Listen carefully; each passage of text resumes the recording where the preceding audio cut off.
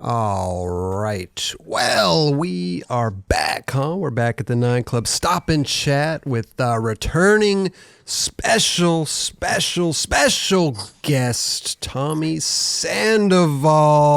Yes. Welcome back, dog. Definitely. What's good, guys? Chilling, man. Dude, good to see you, even though it's via the internet, but always a pleasure. Always. It's all good. Just chilling, posted up right here in the room. Likewise, good to see you guys, and yeah, good to be back. Yeah, man. Yeah. Well, a lot of stuff's happened since you've been here last, bro. Yeah, A lot of stuff. I think so.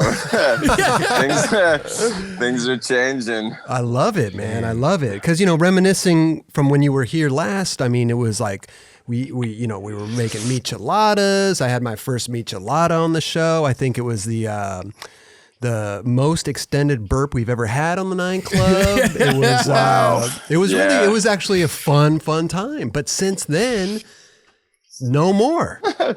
Well, the fun times continue. Okay. Just without alcohol. Sure. So, Oh, okay. my personality, I have a big personality. I have a lot of energy.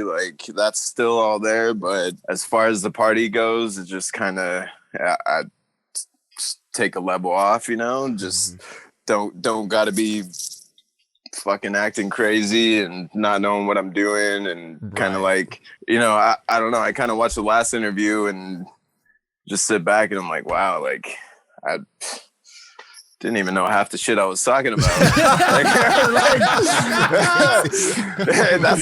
how I feel, I look back and I'm like, wow, dude, it feels a lot different to have everything more composed, But what actually sparked it? What actually was the moment when you were like, you know what, I am done? Shit, dude, I had a lot of those moments, but I don't know which one it was in specific. Right. I couldn't pick one and be like, it was this one exactly, because I had a lot of times where, I'd be solo mish, just getting faded and really low depressed, sad boy, and I don't know, that kind of stuff really sunk in with how it was taken over, and then I still valued everything I have, my family, my career, my friends, everything that means anything to me in my life. So I really had to reevaluate.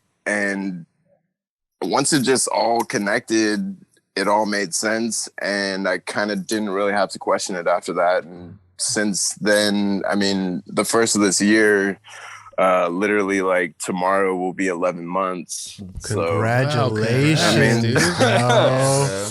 And then Wednesday, the day after, is my birthday. So, dude, yeah. Wait, you started on January 1st, right? This year, yeah. Yeah. Even so New Year's is me and my wife's anniversary. Okay. Wow. We're going on 8 years. Wow. And Nice. Congrats on that.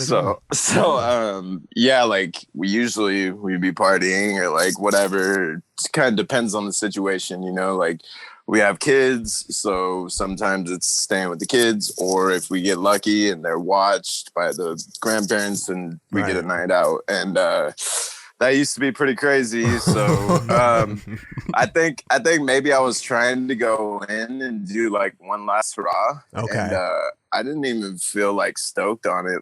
Even when I was drinking and just doing whatever I was doing at that point, I was already feeling guilty. I was like, dude, this one last time doesn't even feel good. It's not even cool. It doesn't.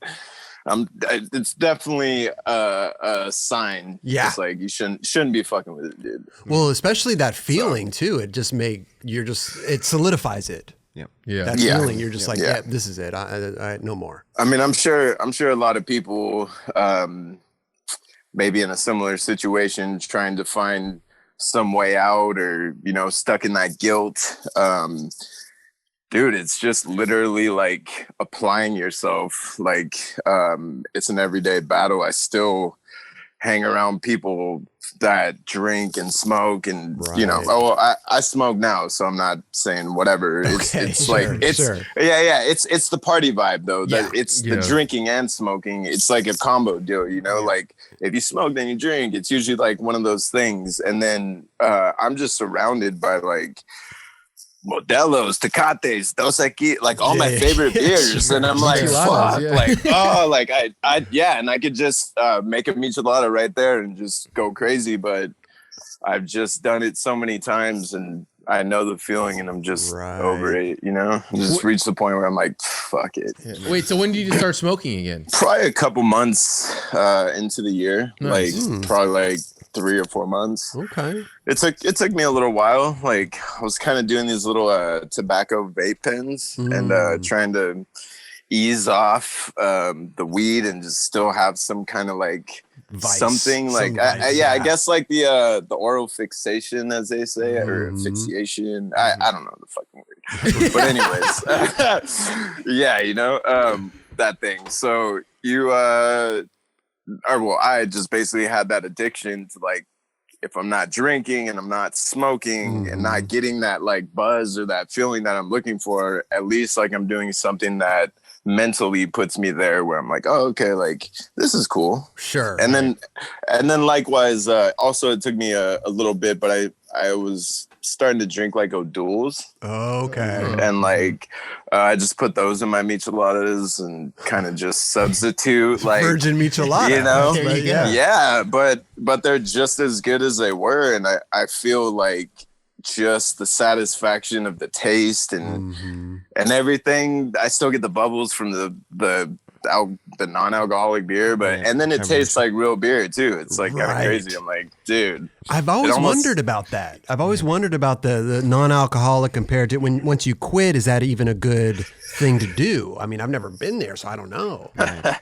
I'm not sure if it's the best thing to do because I do feel like it gives me a little bit of a placebo effect. Got it. Oh, yeah. Interesting. It may or may not. Yeah, may or may not do that for other people, but for me, like I'll and then it kind of fucks with me in my dreams too, because it'll make me think that I drank maybe real alcohol, just even having the beer, like, because I'll drink it out of the bottle straight sometimes, and I don't always pour it in the michelada, so just the taste of it is even satisfying, and that mentally clicks for me, and I'm like, like this just feels good. Yeah. So even that, I don't know. Well, that taste automatically like kind of just relates to being buzzed. Sure. You know, so like when you drink that, you kind of feel like your brain should just be thinking that you're buzzed. Well, I could relate it to like when you hear an old song, it brings you back to that time. For sure. Yeah, right? true. And it's like, oh, you get sent back. You sit back in time. Sent back to the future. You got Doc Brown and I'm just having flashbacks, dude. Sure. Speaking of flashbacks, I don't know, whatever else. That's something I've kind of been experimenting with a little bit too, is like mushrooms. Okay. Opening up a little bit, microdose, not like full on fucking watching the walls melt and like feeling lonely and like I'm like. But that's become a thing now, like microdosing, and people like, I mean, I've heard this quite a few times that, you know, people are really like catching the vibe and really doing that on a day-to-day basis. And for mental health as well. Yes. Yeah. And now I think they're becoming legal, I believe now. I think Oregon, maybe It's Colorado on the arise. or something. I think Colorado and Oregon. Yeah. And there's talks for California. I'm not maybe? sure if we're Okay. there yet, but I know it's soon. Huh. I've heard good things about it though. Yeah. I mean, Likewise. Yeah, it's definitely not like your homies in the hood giving you like an eighth of mushrooms and being like, here, just eat the bag. And you're like, oh, okay, cool. Could you? I always get curious of asking. It's like, could you explain what it feels like to do microdosing? It feels a lot better than full on dosing, like really being stuck, you know, because if you've ever done mushrooms to the full extent, you can really get lost and really scared and bad trip. Bad trip for sure. Definitely. Like there's a lot of emotional, psychological, like everything kind of is all there at once, and you're having like you can like have a life epiphanies, like just I don't know, dude. Yeah. It takes you in crazy places and makes you feel certain ways about the people around you. So if you're not around somebody that's not on the same vibe, it kind of like, Yes. For sure. Yeah, if you ever want to know if you fuck with somebody or not, take enough mushrooms and hang around some people. And That's real shit. I don't fuck with you guys. I would only take mushrooms if I felt like comfortable around the people that I was going to do it with. Real shit. Because I'm like looking at this dude sideways like, bro, I don't know if I fuck with you, bro. I mean, I have never taken it, and I don't want to because I would never want to get to that point. But then you hear about microdosing, you're like, oh, it's so good and it's like better for you, and you're like, okay, obviously there's a difference here. What's microdosing? Seems like a mood shift, right? Like it kind of like shifts your mood or something. Is that? I think it could help people concentrate. That's what I was going to say. A lot of people that have had like PTSD, or per se like somebody like me who's hit their head several times, and I've like had pretty solid concussions. So I feel like the disconnect from previous like little relapses, like you have these moments where you'll just fucking blank out and like, or you'll have mad mood swings. And I had like a battle scars for the barracks or something, and I slam off the side of this mini ramp in like my homie's backyard. Oh shit. And that gave me a concussion, and that literally like to this day is still kind of like teetering. Like I could feel it every now and again, and I'm like, dude, like, oh my god, that shit really does linger, you know. And I feel like when I do a little microdose every now and again, it does really make me feel a little more like connected. Interesting. You know, like I don't know why, but like I feel like at ease, like I'm able to talk and like be social as opposed, well, not that I'm not, but like just way less anxiety, nervousness, anxiety, like everything comes out exactly how you want it to. Like mentally, like you're like, oh, like I wish I like would have said that. Like sometimes it just flows and you didn't even know. You're like, oh, like I just said that.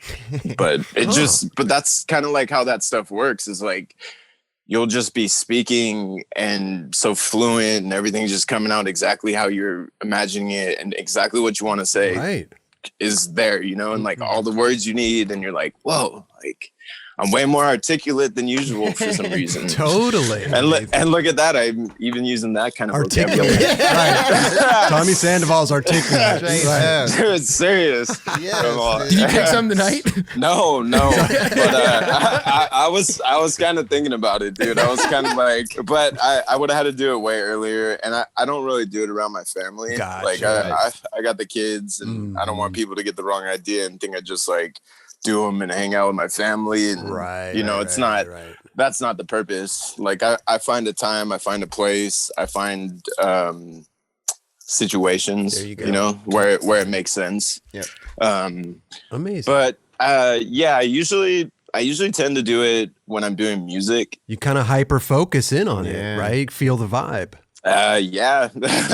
It's definitely different, I'll tell you that much. Like everything is a little more intensified and just feel a little more connected, I guess. Interesting. Do you ever record your music while you're microdosing versus when you're just sober and listen back to it? And can you see it? Can you tell a difference? That's like actually a good question. Right Actually, I have a mix on SoundCloud right now that like me and my friend did. It's like, I don't know, it's whatever. Yeah, it's all my reggae stuff, you know. And me and him just did a couple little stems, caps, whatever, and just sat there and I don't know, all these. He's got like a little sound pad that record like voice records and fucking talk like a robot. Like all kinds of crazy. Right. Yeah, he's like doing laser beams and shit. So like, it was pretty trippy. Like going through it, and like it was a whole process, but like it felt rewarding in a weird way. Like toward the end, we were like, hey, this was like sick, and like we listened back.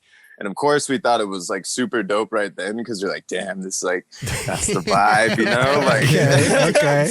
But then, like, even I listened back and I'm like, no, it's like really not a bad mix. Like, as far as like how everything was going. It's like, yeah, there's a couple little things in there that could have used some adjustments had I been a little more aware of the situation and like tuned in. But no, yeah, I mean, it's pretty good. Amazing. Not bragging, but no. But I just wondered if you hear a difference between the two, like microdose mix versus sober mix, you know? Oh yeah, you can tell the difference for sure. But I mean, not like, oh my god, like I'm not fucking fumbling records and shit. You wouldn't be able. It's not like, you wouldn't be able to tell that much, you know. What's your SoundCloud if people want to go check it out? Fuck, I don't even know. Roots Doctor. ROOTZ Doctor. Okay. DR. Sorry. Okay. Nah, yeah, because I'm sure people would love to go check that out. Yeah. What about skate wise? Do you microdose and skate? I've done it before.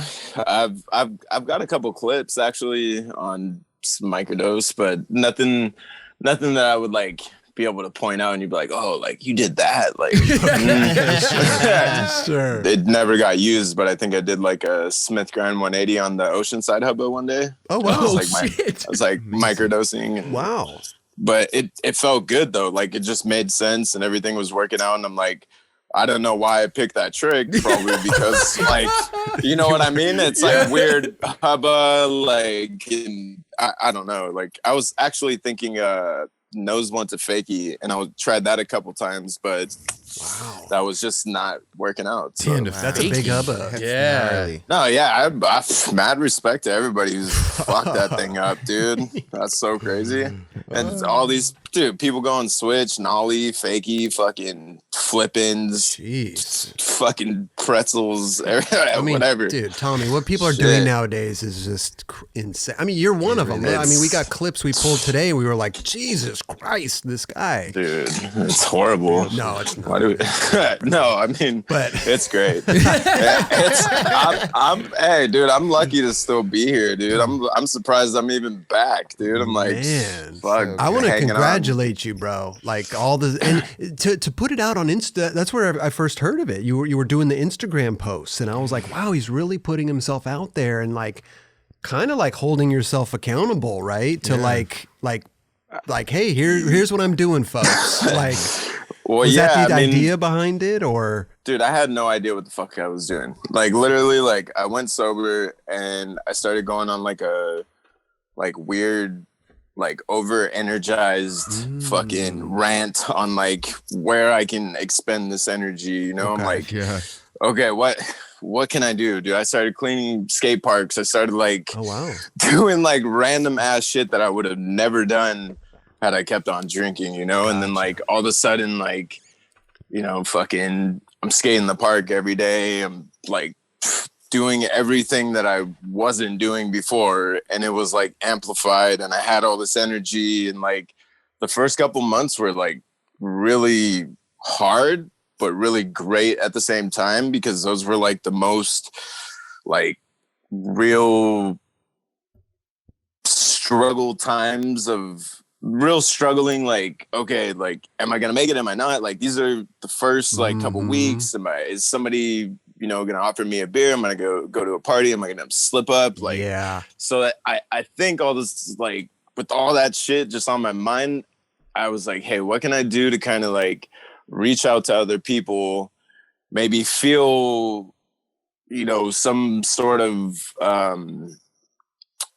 relation to somebody else in the same situation, and you know, be able to talk to other people. I think I was like kind of looking for a lifeline, maybe. Gotcha. And that was my way. And I never like talk to people on Instagram. Like the only other time I did it, I think was maybe once or twice, but literally really like personal important shit, you know? So that was like, otherwise you're gonna see a couple skate clips, you might see, you know, my records or whatever. Exactly. Did a lot of people reach out? Yeah, dude. I was starting to feel bad because I couldn't get back to the amount of DMs that were coming in, and every time I'd post these like weekly updates and started like really connecting with all these people, I kind of overwhelmed myself a little bit, not not realizing what I was doing, you know, by opening the door. I mean, yeah. And then it's hard to close the door because once it's open, like, okay,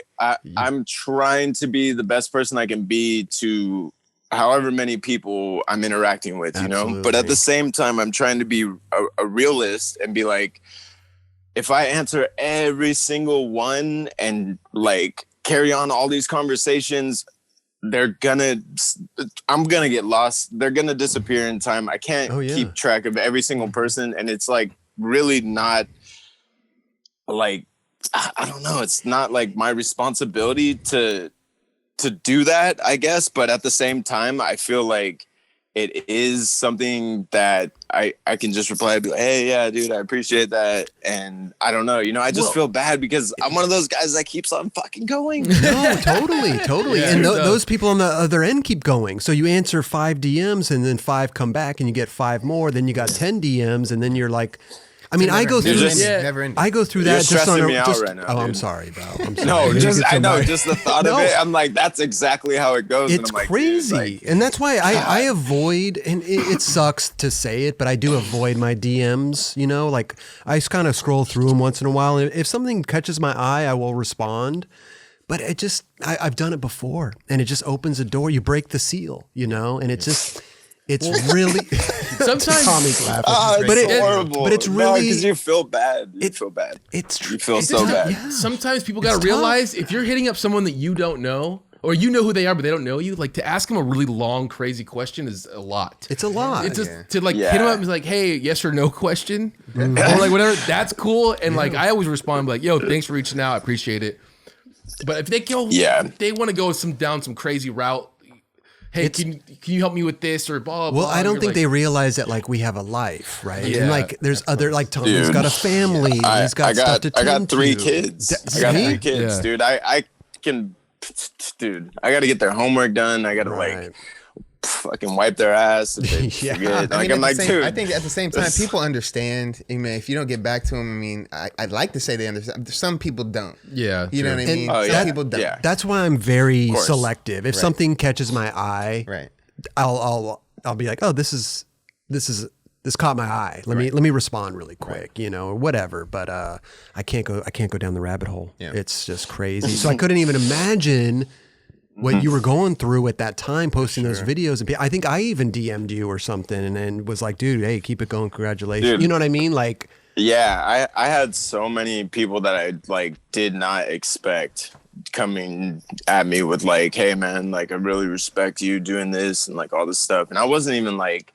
maybe 2 months, like 3 months in. And I'm like, whoa, like that's some inspiration right there, dude. Like, I think when I did that Trans World thing, I was saying Mark Johnson had reached out to me. Amazing. Yeah. It was I was fucking mind blown. I was like, what? And I was so nervous, like being like a little kid, literally, even though I'm an adult. I'm like, still like, I mean, it's MJ, like, right? This dude, MJ. like, Right. I'm like, what the fuck is going on right now? Like, this dude just got at me and was like, yo, like, if you ever need to talk, like send me his number. And I'm like, I'm never gonna text him and never gonna call him because I'm like a little kid. I'm a little like, and Mark, if you ever watch this or hear anything about it, I'm sorry, dude. No, but that's the dude. But he's so nervous, that guy, for sure, you know, and like sure.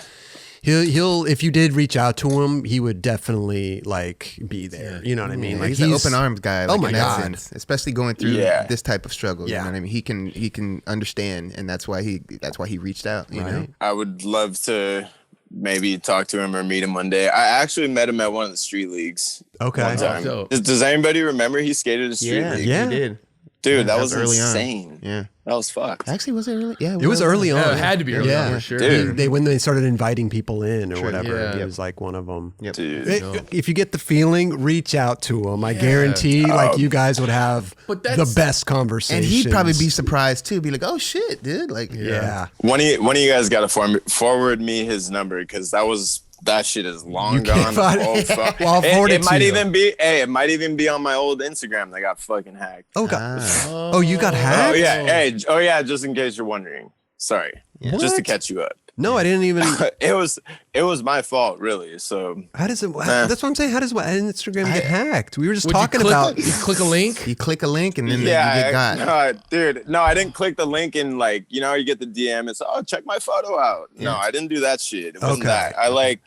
I was in my email one day and I don't know what I was thinking because I literally haven't checked my email since like 2012. And like, I swear, like, I'm all, dude, what am I doing on my email? And all of a sudden I see this like Instagram alert, fucking no. boom, Yeah, like, sign type back your in, password. sign back in. Yeah. oh my God, dude. I was like, hey, seriously, like it was a fucking music video like rights or some fucking music They rights get you. to a video. Yeah, Right, whatever. Make some shit up. And oh my God, dude, I fucking spaced it. It was all ping, like signed in, all the shit. And then I went to my Instagram after the fact, try to like go like do some shit. And I was like thinking, I was like, why the fuck did I just do that? And then like not even within the time I'm on my Instagram, it like logs me out. And I'm all, oh shit. And then there's like my hard job. And I was like, okay, I fucked up. Oh, so you had to start from scratch? Yeah, so I have a new Instagram. It's No just wonder. like Because I follow. Yeah. I didn't even know. Isn't there a way you can get it back? Yeah, get up. No, dude. I mean, yeah, we tried. Dude, so many people reported it. Fucking, I hit up the dude, Fred, the Instagram, fucking God. Yeah. And that shit just fell through the cracks. I just got crumbs, dude. We'll have to follow your new one because I had no idea. We were just talking about that, like literally like before this. So Brandon Beeble's account, I think, just got hacked as well. And I got this DM from him. Well, from Instagram saying like, you fucking did this, you have to sign out and do. It was Beeble, but it said it was from Instagram. Yes. It was. And his Instagram his default picture is a photo of the Instagram logo. Crazy. It's so wow. Yeah. That's scandalous as fuck. You gotta be dude. careful. I fucking hate people that do that shit, dude. Where the fuck are you and what are you doing? I know. Why? What's the purpose? The fuck you? Hey, okay. So actually, from what I could tell, from wherever my Instagram went, it went to kids in like Turkey and fucking Europe, and dude, kids are like posting this kid with his girlfriend looking like a fucking little Fabio. I'm like, dude, what? It was horrible. I wonder if they sell it to people for dumb shit or something. They were trying to sell it for $500 at first, like trying to do all this shit, and people started reporting it, and then it disappeared for a little bit, came back under a new name, new fucking dude, and they would do a different thing every time, but they still had my photos up there until maybe the last it's changed 2 more times since all my shit got erased. Damn. So like there was one point where they started trying to act like they were me and like posting, me and my son. And I was like, whoa, fuck bro. no, dude. What? Then you cross the fucking line. Yeah. Dude. Like they reposted a post that I had just posted prior, like maybe 2 weeks ago, like to that shit happening. And it was me and like my son. And he had just already a set of stairs. And I'm like, hell yeah, dude. Like first set of stairs, whatever. And then it disappeared from the new Instagram that was going and came back a couple days later with like them rewriting the same post, trying to be like reclaiming it being me. Whoa. And I was like, dude, oh my fuck. These people have some fucking nerve, dude. Wow. They have some problems. Why are they doing that? What do they get out of that? Yeah. You know what I mean? I have no fucking idea. I don't. You know what?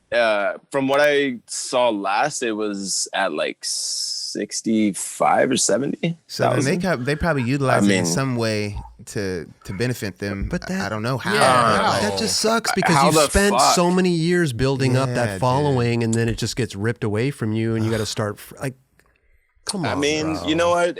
It kind of like is a weird like clearance for me in a weird way. Like I'm like, dude, like it's all good. Like, hey, I mean, there's just so much shit from that Instagram and like how many followers I had. And even you guys have a lot of followers, and that's such a responsibility. And like, I felt so much pressure at some points to like hold up that responsibility to have to post something to connect with all these people. And like, I was just, dude, I was overwhelmed. I was depressed. I was fucking on a whole other level of like, I can't even deal with that shit. So I would just like take these weird breaks and not be on, but then always be on in the weirdest. How I don't know how to explain that, but like, I get you. Yeah, just I fucking. get you.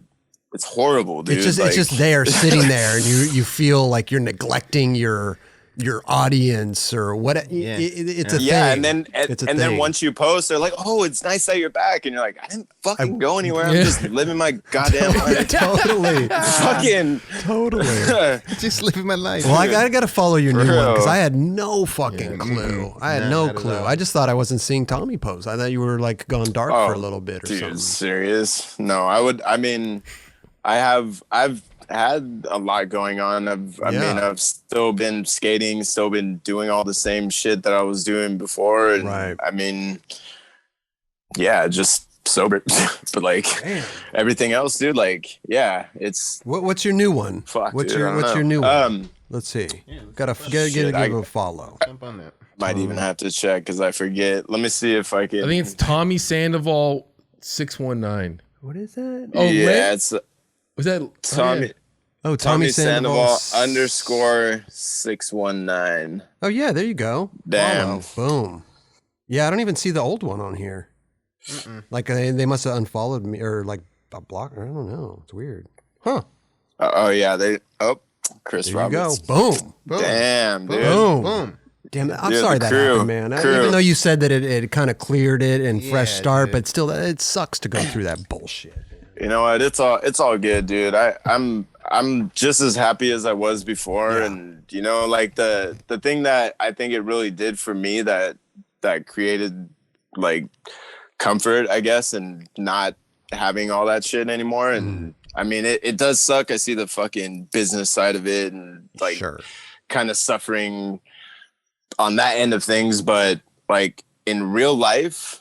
Like in the real life that we live every single fucking day, aside from the bullshit that you post on Instagram, I'm having a great time. Dude. Amazing. That's all that matters, bro. That's all that I'm like, matters. really? I'm really enjoying my life. Like even through the shitty like things, like I'm still able to find like happiness, you know, and like that's what it's all about, dude. That's what it's all about right there. Pretty nuts. The dude checks his email one time and looks what happens. I dude. know, man. Shit. Fuck, dude. Damn it. Stupid emails. It's all good. Other than that, I'm glad you're doing good, man. You look great. You fucking, man, you got like a glow. Thanks, bro. dude. Seriously, yeah, man. that's what people say. Dude. Crazy. They said yeah, in the first couple months, like my family and people on Instagram would, and the more I would post, the more they would see the progression of like, you know, like like this time last year, I seriously looked fucking like 10 to 15 years older than I look right now. Just because I was so fucking dusted, dude. That's like crazy. I was like, dude, like my fucking eyes were all fucking wrinkled. My face was just fucking breaking out, like dusted. I was like, dude. Wow. Yeah, no, I literally felt like trash. Crazy. Like septic. It's crazy that you could see the transformation yourself too. Like I'm sure that helps a lot too. For sure. That's like some like gives you a boost. Yeah, and you're going through the process. Yeah, for sure. man. Yeah, it definitely feels good. And I was checking into AA for a while there too, like just by myself, not really having anybody tell me like anything. I never had to do any of this. Nobody told me to fucking go sober. Sure. I mean, maybe, well, my wife would probably be a good contender, be the first one to like, you know, she dealt with so much of my bullshit. Dude. Right. Like I give her props, dude, because wow, I got a ride or die right there. There you go. It's always rad to have a strong woman next to you, bro. Real shit. Yeah. Behind every good man is a good woman. Yes. Damn true. That's right. Yes. I'm a better man now. So Yeah, man. yeah, fucking it's I don't know, dude. I'm just thankful. Like my family, my career, my sponsors, just everybody that you guys, I'm still able to like be on here and talk to everybody and just whatever. Dude. I'm just happy to be a part of life. Yeah, Life. dude. Yeah. Speaking of skating, dude, how's it been going? Are you working on a project, or are you just out filming, skating, having fun, or what's your vibe right now? What do you like? Are you working on some shit or what? Well, I've got a couple things in the works. First and foremost, part wise, I'm working on this Mexico part. You've been working on that for a while. Yeah. So we had to take a break because of the COVID, and so we were really going at it at the beginning of the year. And part of that Trans World like documentary thing showcased some of what we were doing, and like at that time.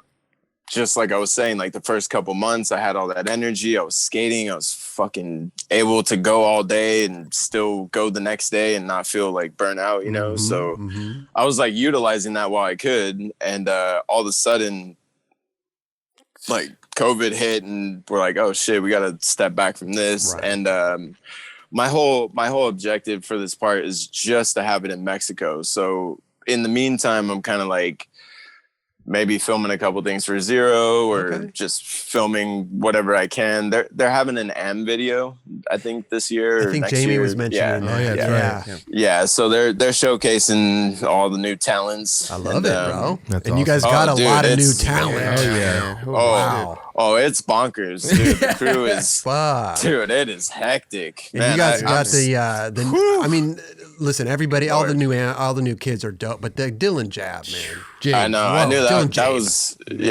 I don't even know. Dylan DJ. Right. Dude. Fuck, dude. He's like he's literally like the new Mike Mo. He fucking reminds me of Mike Mo. It's insane. It's crazy. Oh, he's vicious, dude. He's so fucking good. It's sickening. It is. It's funny too. It is. You know what's funny is Mike Mo was so good at those random weird tricks too, and so is Dylan. Like it's so bizarre. He can do like the crazy tech tricks, but he can have fun and do something weird, but it looks good. And then like, stomp everything. Yeah, it's like whoa. Yeah. You can switch flip front board to 7th stair and look like you're just fucking mellow. There's nothing happened. You're like, oh, like you didn't even nothing happened. Like nothing some happened. some Antoine reaction. You're just like, like sure, whatever. Well, hey, lazy dude. Going back to your Mexico part, like, can you even go into Mexico at all right now? Yeah. So right now we've been probably filming for the past month or two since it's. Yeah, I don't know. Like it's kind of. It's kind of wishy-washy with the border and whatever, because the purple tier just popped up in the past couple weeks, and like it could be like any day that they decide to like tighten up on the border, and you know, like that is just by chance, you know. So it could be one day when we're down there, or you know, whatever. We're not going to go down there, and we know ahead of time not to go down there. Yeah, you know? right. Sure. So right. How far along are you though? Like how many? Like, are you happy with what you got right now? I would say I've probably got about 2 minutes worth of footage. Yeah, there you go. I'm not comfortable putting it out unless I feel like it has the impact of most of my previous parts. Sure. So there's got to be like levels to this shit. It's not. Yeah, I mean, I'm probably gonna have a lot more fun like in this video than a Zero video, or you know what you see in the Fallen video, or whatever. You know, maybe more like 1947, like LRG video. Oh like, wow, yeah. Still some hammers, but then I was able to get like a little more creative and have some fun. Right. Like not strictly jump down everything and fucking bruise your heels. Man, these things take a long time, you know, especially when the COVID thing hit, and because you were on this show last talking about the Mexico part. Oh yeah, I mean, how long ago was that show? Like, that's a good question. I don't even like maybe two years ago, maybe? Almost. Yeah, something like that. I mean, but you know, if you want to put out something legit, I mean, unless you're one of these guys, right? I mean, you got to focus on it. You know, I mean, like Pretty Sweet, like all these videos, Zero videos, probably 2-3 years. You know, it's you put your heart and soul into them, man. I don't know, dude. I'm taking my time with it because it's not something that I feel like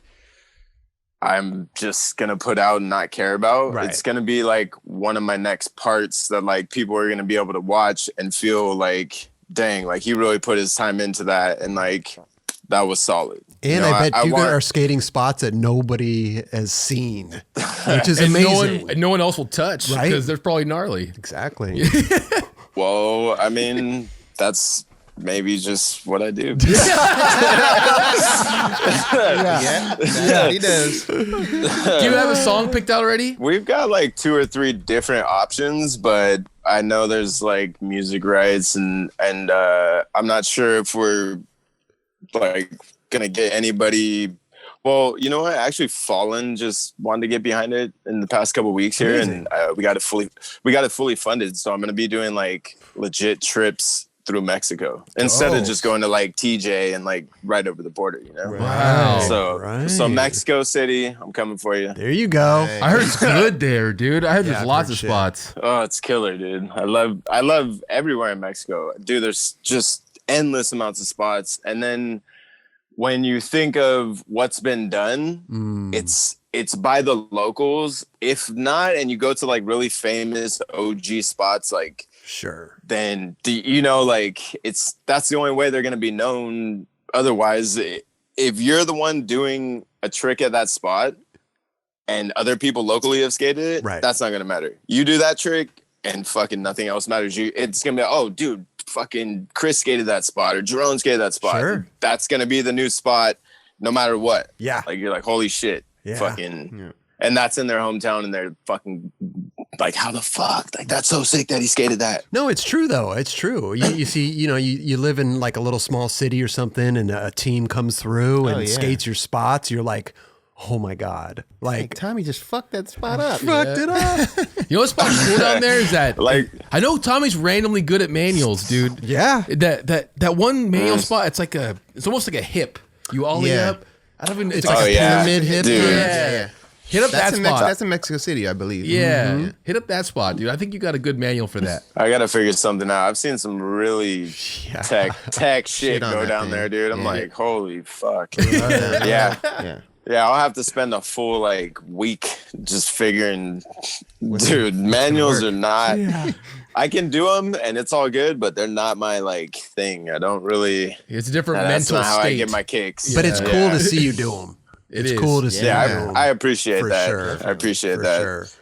Usually I have to get kind of creative and throw in the exciting element. Maybe I'm going to do a kickflip manual on a manual pad, but that manual pad's going to drop over like a fucking head high gap. I don't know. And I don't know why, but that's just what I feel like people are going to want to see from me when I do a manual. You know, like, and then tech wise, I do love to test my limits. Sure. And that's always, you always have to test your limits, But it's interesting because I feel like the tech skaters, they don't go big, but the big skaters, they can go tech, and it's always fun to see that. You know what I mean? Yeah. Few exceptions. There are. Yeah. There's Shane O'Neill can go. Always exceptions. I'm just saying, Kelly Hart or Jeron or myself, we ain't going down a 16 stair rail feeble grind, like that's there are some people that just specialize in certain areas and like you just know like they won't fuck with certain things. I mean, hey, to each his own, and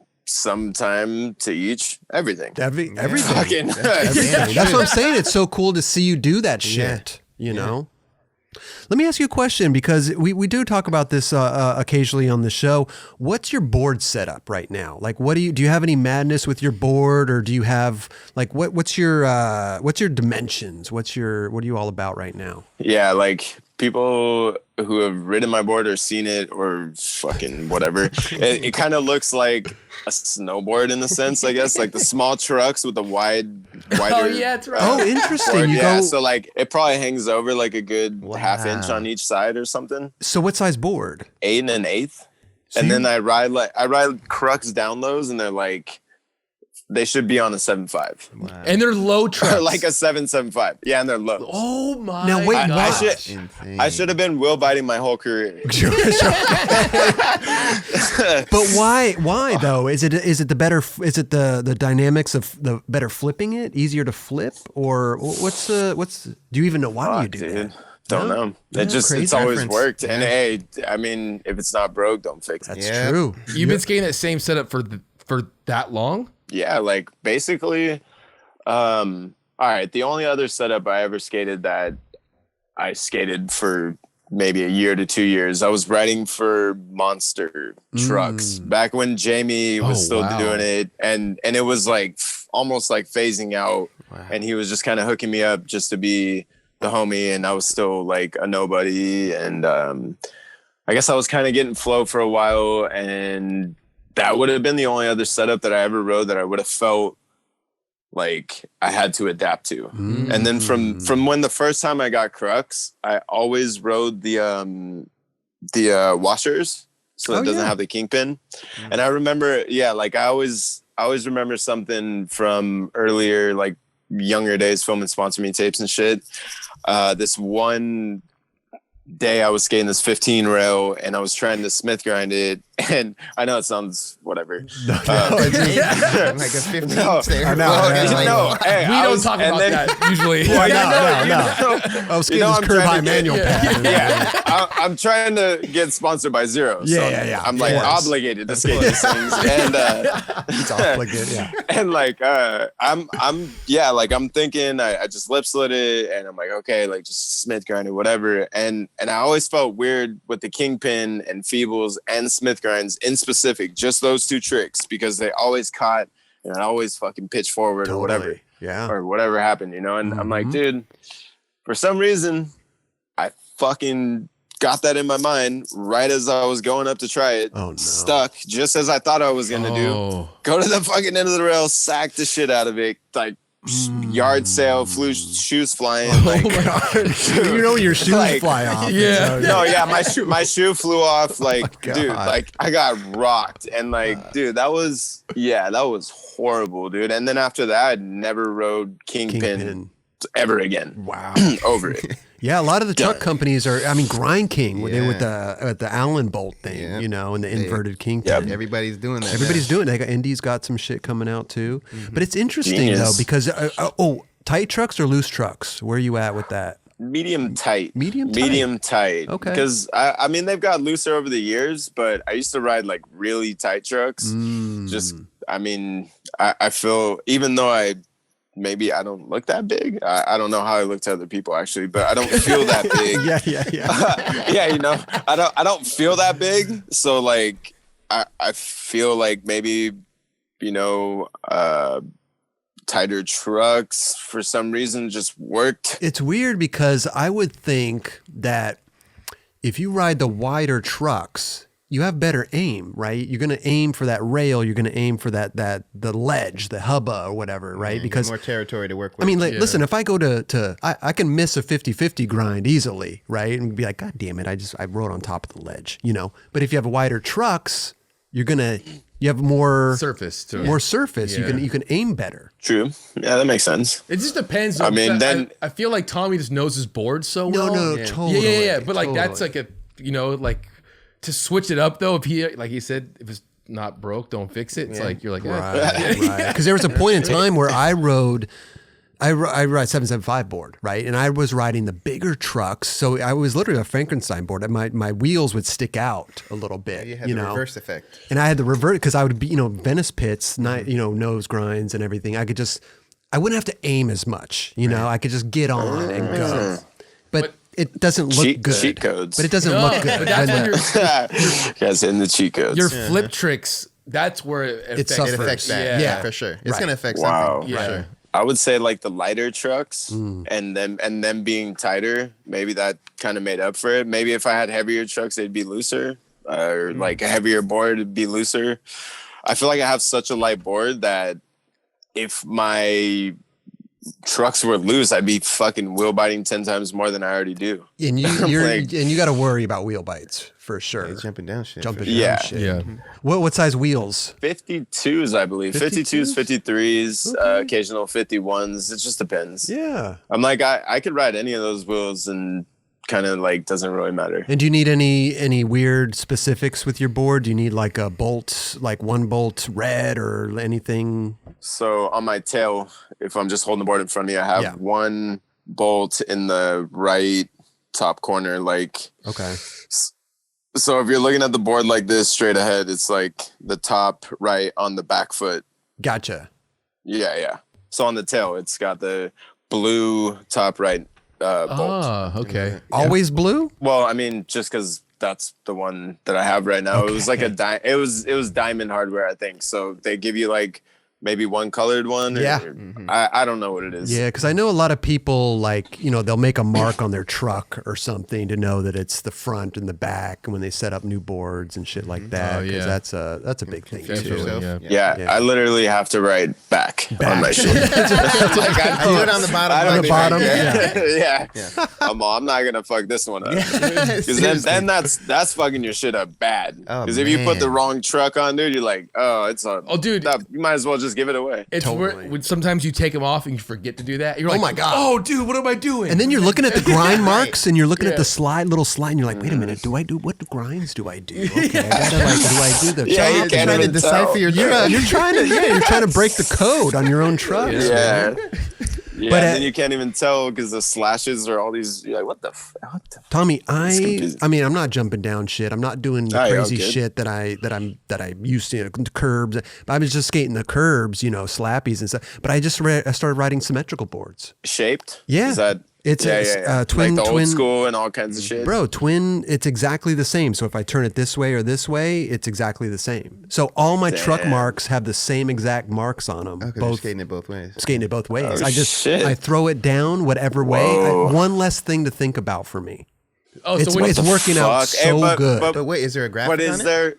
Sometimes. Okay. Yeah. Okay. I got a question too. What about you know how people have a loose truck on the back and a tight truck on the front, or like that weird shit? Totally. What do you do about that? Yeah, do you just say, not both give trucks are the same? Because I'm like, I know one truck is way different than the other on my board. See, now I pretty much skated the same, but I literally set up a brand new complete, and I tried to have the exact same, just kind of the way that I like them, and then I just got used to it, you know. And then I would just throw it down, and I ride semi-loose, so. I feel like you have to be a loose truck type of person to skate like that. Well, it's like Tommy just said, right? Like he rides one truck looser or tighter than the other, and I think Chris Cole. I feel like it ends up like that, right? Chris Cole did the same thing. It kind of does end up like that, right? Your back truck probably should be a little looser because I feel like that's more the one that's like motioning a lot of your weight maneuvers or tricks or whatever. Yeah, and then that's where a lot of your weight is. You're popping off that most of the time. And I mean, unless you're skating nollie or fakie, which a lot of people don't do that as much as they skate regular. Sure. I mean, and then even then, if you're skating switch, same thing. All the pressure's on the back. So right. And then I feel like it does feel even that much more comfortable when you are skating switch, because it's like that loose truck in the back gives you a little bit of give, and the front truck is secure, and you're like, all right, and just makes for some mental comfort. And it's all mental. It's all mental. Oh yeah.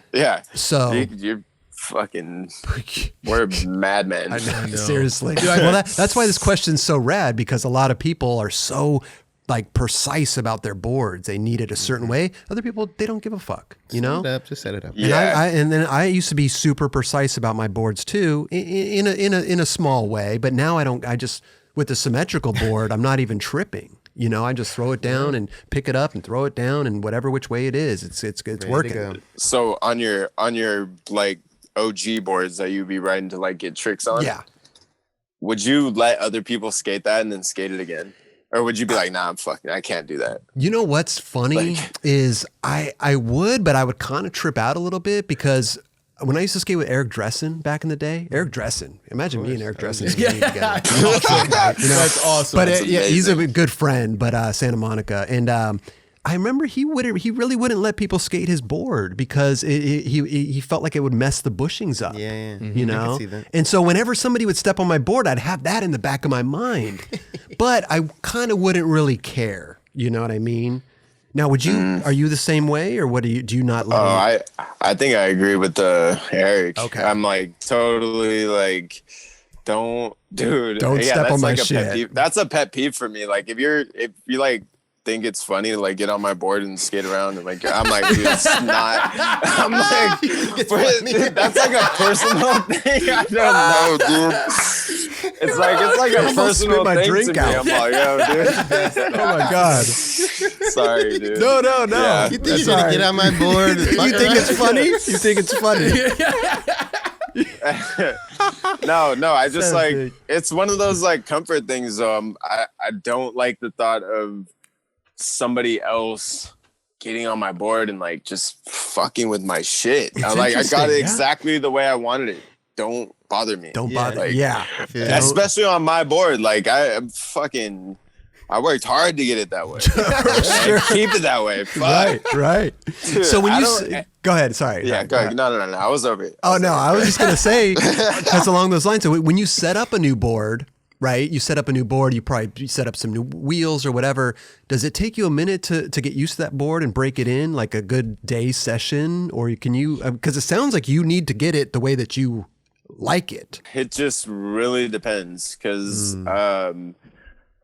to like the street league years, I kind of like didn't have a choice. Right. Like those times of like skating contests and those years of my career, like that's the time when I didn't give a fuck kind of like what I was riding initially, because I would be able to ride a brand new board and break it in first session because I had to, right. Not because like I wanted to. It was like, if I wanted to skate a board and keep it chill, I'm breaking it in within like a week, comfortably. And then like, by then my tricks are dialed and everything's like, all right.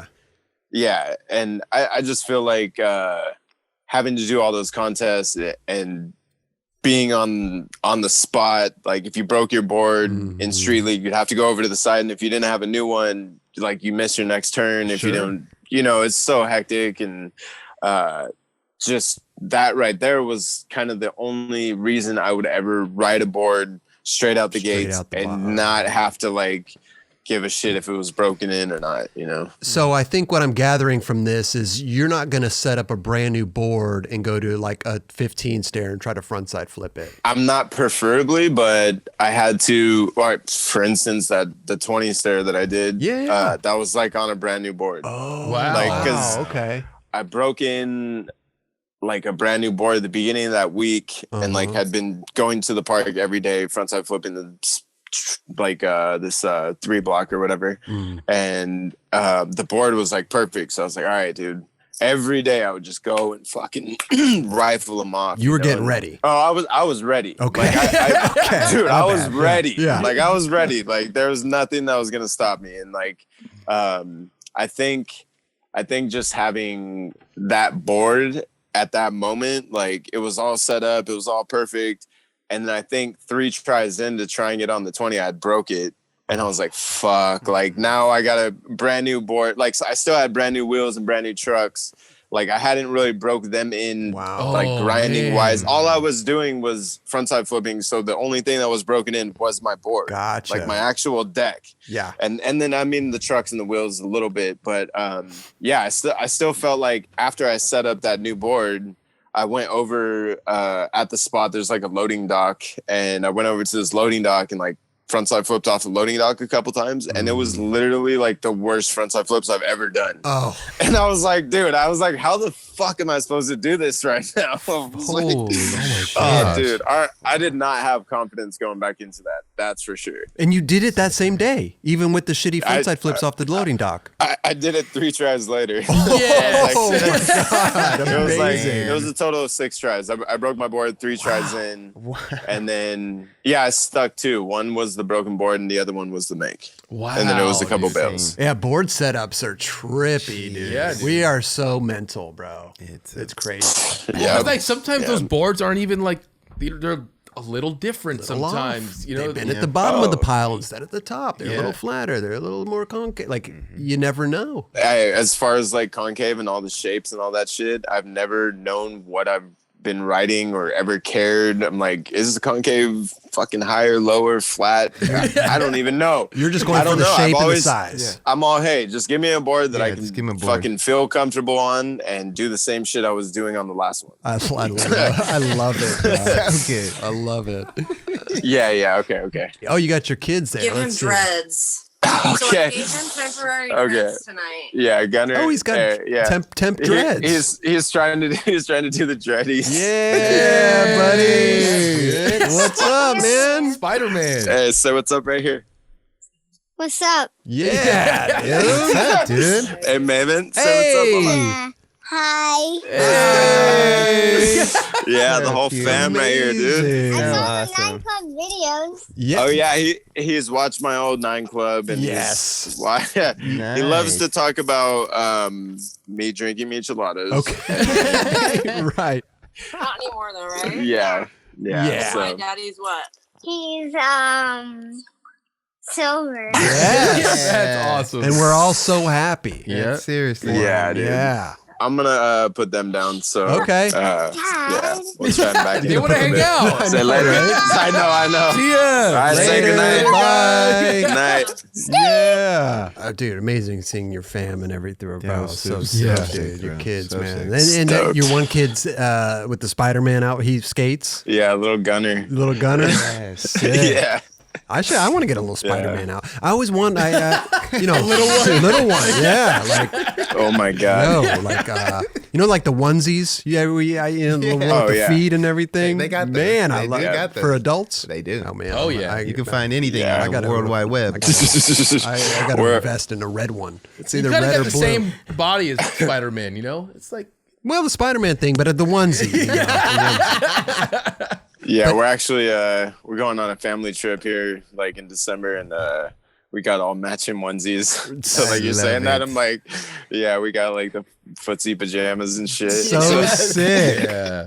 Oh my Like, god. all right, They get let's that do Christmas it. photo shot. Oh You know my what I mean? god! Everybody- They got the little tread on the bottom so you don't slip. You know the whole thing. man. It's the OG hitters, dude. love Straight it, up. bro. I remember love those when I was little. Shit. Dude, those are my That's it. favorite. Yeah. I wore them till they were like done, Yeah. like holes and everything. I'm like, dude, I still want to wear these things. The problem is, Tommy, is I'm the guy that, with the blanket on and everything, I need my foot sticking out for temperature control, you know?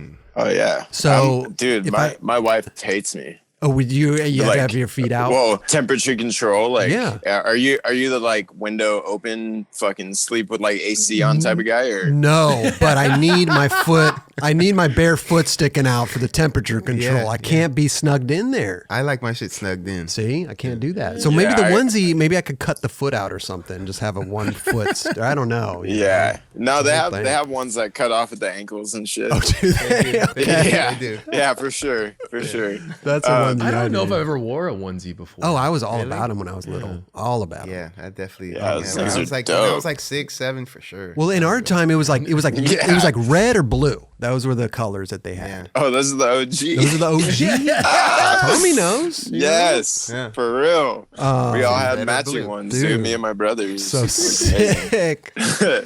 Yep. Hey, listen, we have some clips that we pulled up, some old clips, some new clips. We want to go through them. If there's a story behind it, cool. If not, we can move on. But this is really, we find it really fun and fascinating because there seems to be a story behind every fucking clip, you know? Usually I- there is, I- dude. yeah. Straight up. I have a feeling like I'm gonna see one clip for sure. Okay. I think I don't know why, but I feel like I'm gonna see this one clip for sure, and then I have to tell the story. But go ahead. Okay. Well, we maybe because we went through a lot and we just kind of narrowed it down. So hopefully it's in there because Yeah, and not me. let us Whatever. know. It's not a big deal. We got, well, first of all, there's this one. This is from Ride the Sky. I mean, just yeah. the back lips and, I mean, what is that, a 15 or something? Like, Jesus. Yeah. So that's an 18, and then there used to, if you could see at the bottom, there used to be a curb that kind of went diagonal, like you could see it at the end of the rail. They cut Oh, yeah. that out. I don't know that I ever skated it when it was there, but I feel like maybe that gave me a little more confidence because I didn't see that fucking curb sticking out at the bottom. And I know I seen I don't remember, it was in a Zero video. I don't remember who, obviously. It was in like a friend's section. Dude tried to like grind it, frontside grind it, and he kept eating shit. And I seen that curb at the bottom and I was like, whoa, dude, you're about to get smoked on that curb. Yeah. And then I went to that rail and I'm like, oh shit, this is that rail. And then I didn't go there. I'm like, oh, well, this is that rail. I'm gonna backlip it. It was Right. I think I board slid it and then back 50'd it before that was a whole nother session right there. The backlip Okay. just went there for itself. And I actually think I did that on somebody else's board. Oh, wow. Really? Yeah, I think it was my friend's board because I had broke my board the try or two before, and it was literally like next try. I think it was first try on my friend's board. Amazing. That happens sometimes. Yeah. Was that you have to. Did that trip you out at all? Like, were you even, or are you just in the zone? I think I was just in the zone, and then his board was just kind of like just the shape and everything just happened to work out. Okay. I mean, I put it this way: at that time, I pretty much gave all my homies like everything that I was sponsored by. So like they were writing my shit anyways, almost, okay. you know, like Just so I'm like, I was like, hey, could I use your board that is kind of like mine? Sure. Wow. I mean, that's a beast You know? of a fucking back lip. Let me tell you something. This line trips me out, man, because woo, god damn. Oh Jesus. Fuck. Oh yeah, there's a good story behind that. Oh, So Good God. so Good God, it's right. It actually has nothing to do with the actual spot or anything, because that just was spur of the moment that happened. Oh, wow. But the situation was I think this is Ride the Sky, right? yeah. Yeah. So this was midway through Ride the Sky. I had really bad flying anxiety, and I would dip out on a lot of trips and kind of like do the last minute I'm not going type of shit, and have to have gotcha. Jamie like talk me through it, and literally like I'd be terrified to fucking fly because I thought I was gonna die every time I got on a flight. Right. So yeah, and it took me a really long time to overcome that. But in that like realization of like, okay, I'm not going on this trip. I gave up, probably going to fucking Europe. Oh, wow. And I'm like, dude, I gotta do some shit while these fools are gone, so when they get back, they know I'm not fucking around and I didn't waste my time or waste their time, And then and then fucking if Jamie sees this, he can't say shit. Yeah, okay. You know what I mean? Like, he's gonna be like, what? You missed a trip and you fucking, and this is all you got? I'm like, I mean, if that's all I got, maybe that's not enough, but I know within that time range, I probably got, it was like a week or two that they were gone. So I seriously got like 10, maybe 12 trades. Yeah. Like That's the way to do it. I made sure. Yeah. I made sure that I did that, because when I missed out on a trip like that, I felt guilty, and I already knew like, Wow. if I didn't go film with the team and do what they expected me to do and be part of the crew, I was like, I'm on my own and I have to fucking create my own like fucking moment, Sure. like, Yeah. and I was scared, nervous a lot around the team too, skating. Like, I mean, it didn't seem like it because fucking when I was in it, I would be in it, but Sure. like, it was like intimidating, dude. Some of these dudes I'm on the trips with, and like fucking, I never like not knowing my place at certain points, and just dude, It could be a mind. dynamics. It could be a mind fuck. Yeah, Yeah, sure. That's crazy bit. what the mind will do, man. To me, it's funny to hear that you were afraid of flying when you're flying off huge I stuff mean, look all at the that. time. I mean, Jesus. But it is It's a different thing. It You're in totally a tube is. flying through the control of air. that. No, too. dude, Yeah. I've got fucking like claustrophobia. I feel like dude, I'm really like not down for dark, tight, small spaces, Sure. fucking confined areas, like 2 people next to me and I'm in the middle. My heart is beating out of my fucking chest, dude. Wow. I'm like, dude, I because then I feel guilty if I go over them to go to the bathroom, and then I'm fucking bugging somebody. And I'm just I that hear person ya. that just minds my own fucking business, Yeah. dude. I'm As kinda far the as same like way. that shit, Yeah, like I'm yeah. like, dude, Do you have like rituals you do now to go on flights?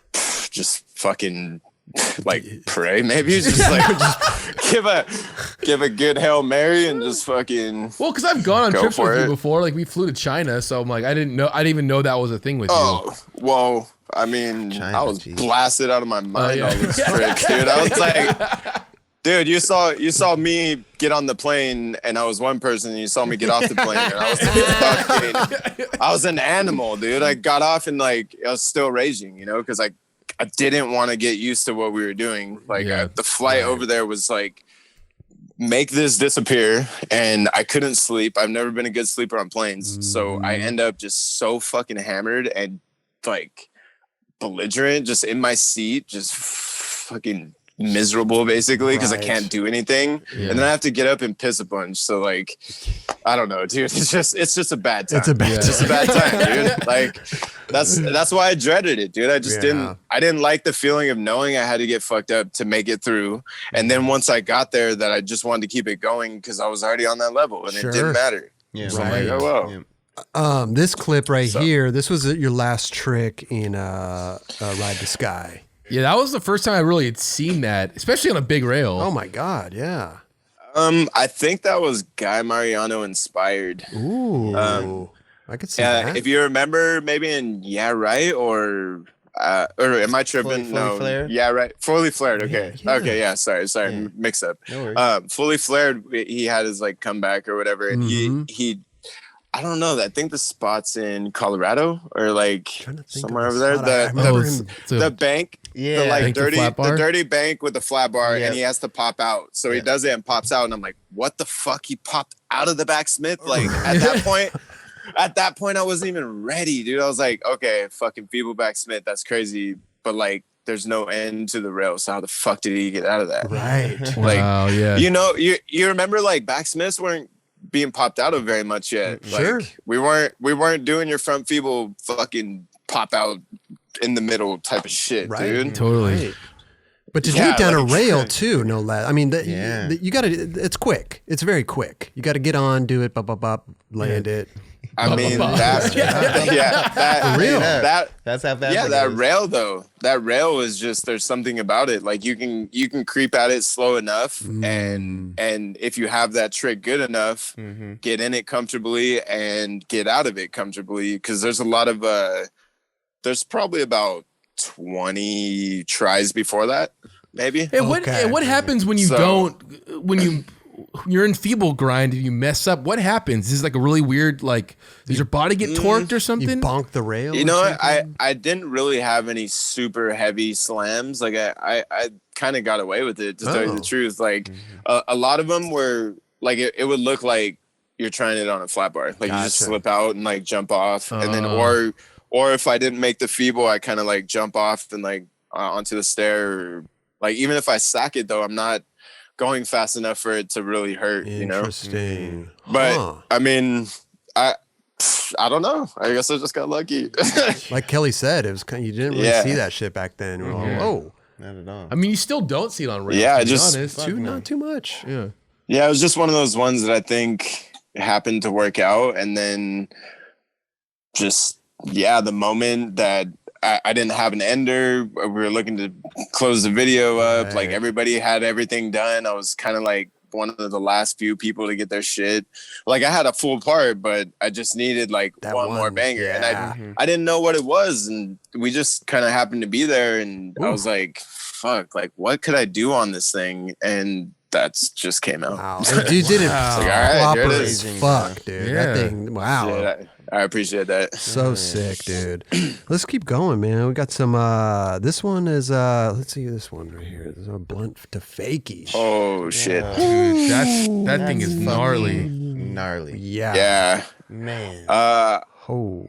The maybe 1 or 2 tries before that, I broke my wrist. Ugh. So it's- What? Wait. One try before this you broke you Yeah, did that 1 or with a 2 broken tries. With your right hand? My left no. left wrist is, I didn't break it like holy fucking like a fracture broken, or something. mangled. Okay. Yeah, but okay. I had a cast on for like a month or 2 after that. So. Yeah, there's a couple I clips didn't- with the cast on. Yeah. Yeah. And I've always had bad wrists, dude. I broke my wrist twice each side, and Jeez, it was dude. just kind of like revisiting that pretty much. Like I didn't Wow. fully like smoke my shit to get surgery, but I did it good enough to sit in the cast for a while. Did you know that you broke it right away, or do you like realized after? Ooh, I definitely felt like it wasn't a normal Yeah. normal impact, you know. I think the clip might be in. No, it's not. No. It's the researched there's like a 1947 the LRG video like B-sides or something, and it shows all these clips and shows the try before that I break my wrist on. Oh, jeez. Yeah. And So then crazy. yeah, I mean I think I just had the adrenaline still pumping. Definitely. And I think maybe took about 8 or 9 tries. Damn. So, yeah. I mean, you got to do it pretty quick. Yeah. For those things, Yeah. you can't be battling all day. I didn't sack any of them, which is like a miracle, because there was like 1 or 2 where I had that fucking airball foot on the back, when you pop and it like does it like kind of like the board slide thing too, but it just happened to come to my foot and just make it in there, and I like jumped off, and like, dude, I was like, oh my god, like, and your heart's beating, and you're like, fuck, okay. It kind of makes you like seal the deal after that though, because you're like, all right, that's not happening again, you know. I can't even imagine, bro. Holy shit. I don't know. Oh, this one, dude. This was LRG, Yep, there's the 1947. clip. That was the clip. Kelly picked That's it out. what Right? Yep. I always Of remember course. that for like my rest of my life. That day. Nah, we're gonna revisit that. Even we talked about in the last 9 clip too. It was, Yeah. We did. but I'll tell the full story. It was literally like, dude, we had been there for a week already, Something like I think, that. and dude, we've been fucking hitting spots every single day. Right. There's no stopping, dude. And at the same time, the Plan B dudes were actually out there. Oh. And Sheckler and fucking I think Pat Duffy was there. Scott, Pat Duffy, Scott DeCenzo. Oh, shit. So dude's fucking beast, dude, right? And we're kind of are we in the same hotel as them, or are they staying at a different hotel? No, right. We all stayed at the hotel next to Cafe Experience. Cafe Experience. Okay. Yes. Right. So we would meet up every night at the cafe, hang out, drink some beers, whatever, just bullshitting, you know. And then we would kind of keep our tricks on wraps. Like we'd say, you know, oh, somebody did this or whatever, but we weren't trying to like burn anything out. Sure. You know? Then, but we had talked about this spot, and I think Sheckler was saying something like, oh, kickflip or 180 or some shit. And I was like, dude, okay, fuck. I don't know why, but like, I was like, oh shit. Like I didn't even know. I don't think we had gone to this spot yet. I think they were just talking about it. Like, oh, there's a 15 rail, and then like there's an 18 on the other side or whatever. And I'm like, oh shit, that sounds sick. And then I think, Scott had 5-0'd and front boarded the other side of it. You can see in the background. Yeah. And we had heard about that, and I was like, "Oh shit, I might want to skate the 15, you know, because that sounds like pretty sick." And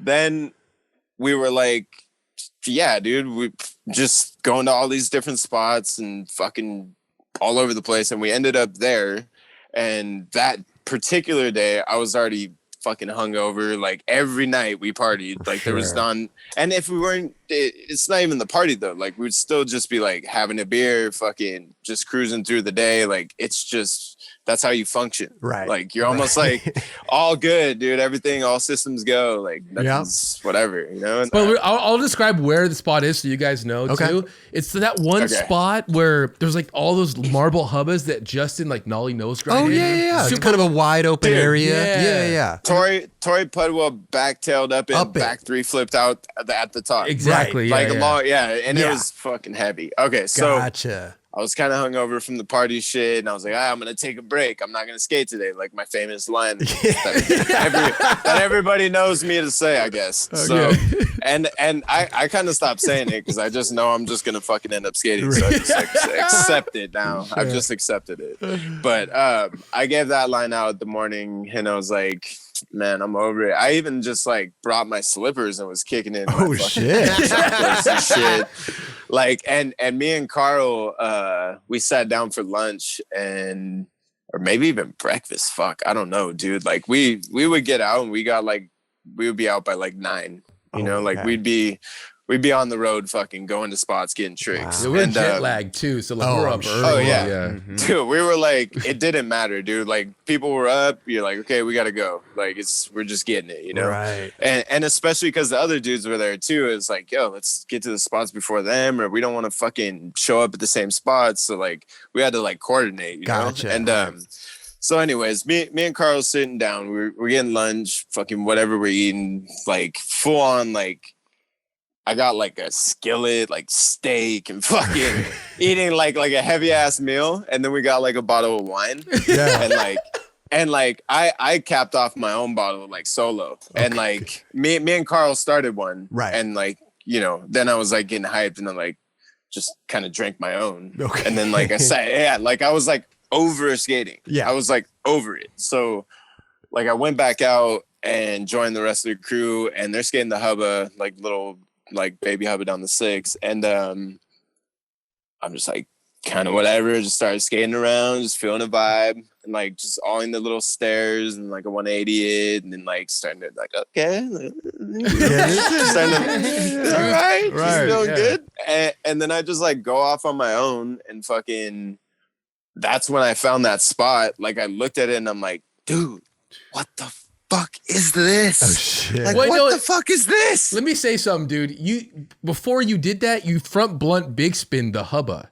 Oh, was that the same day? Yeah, you did that, and then I was trying a trick with you, and you just did it. I was like, "Yo, you said you weren't skating today," and then he just ventures off, and then go ahead. What you're saying from here? Yeah. Okay. Well, maybe I did that trick after I was skating the stick stairs. That didn't even. I completely forgot. I thought that was another day, a whole nother session. Because I was trying a trick, and I was like tripping that you were just getting tricks, and I was struggling.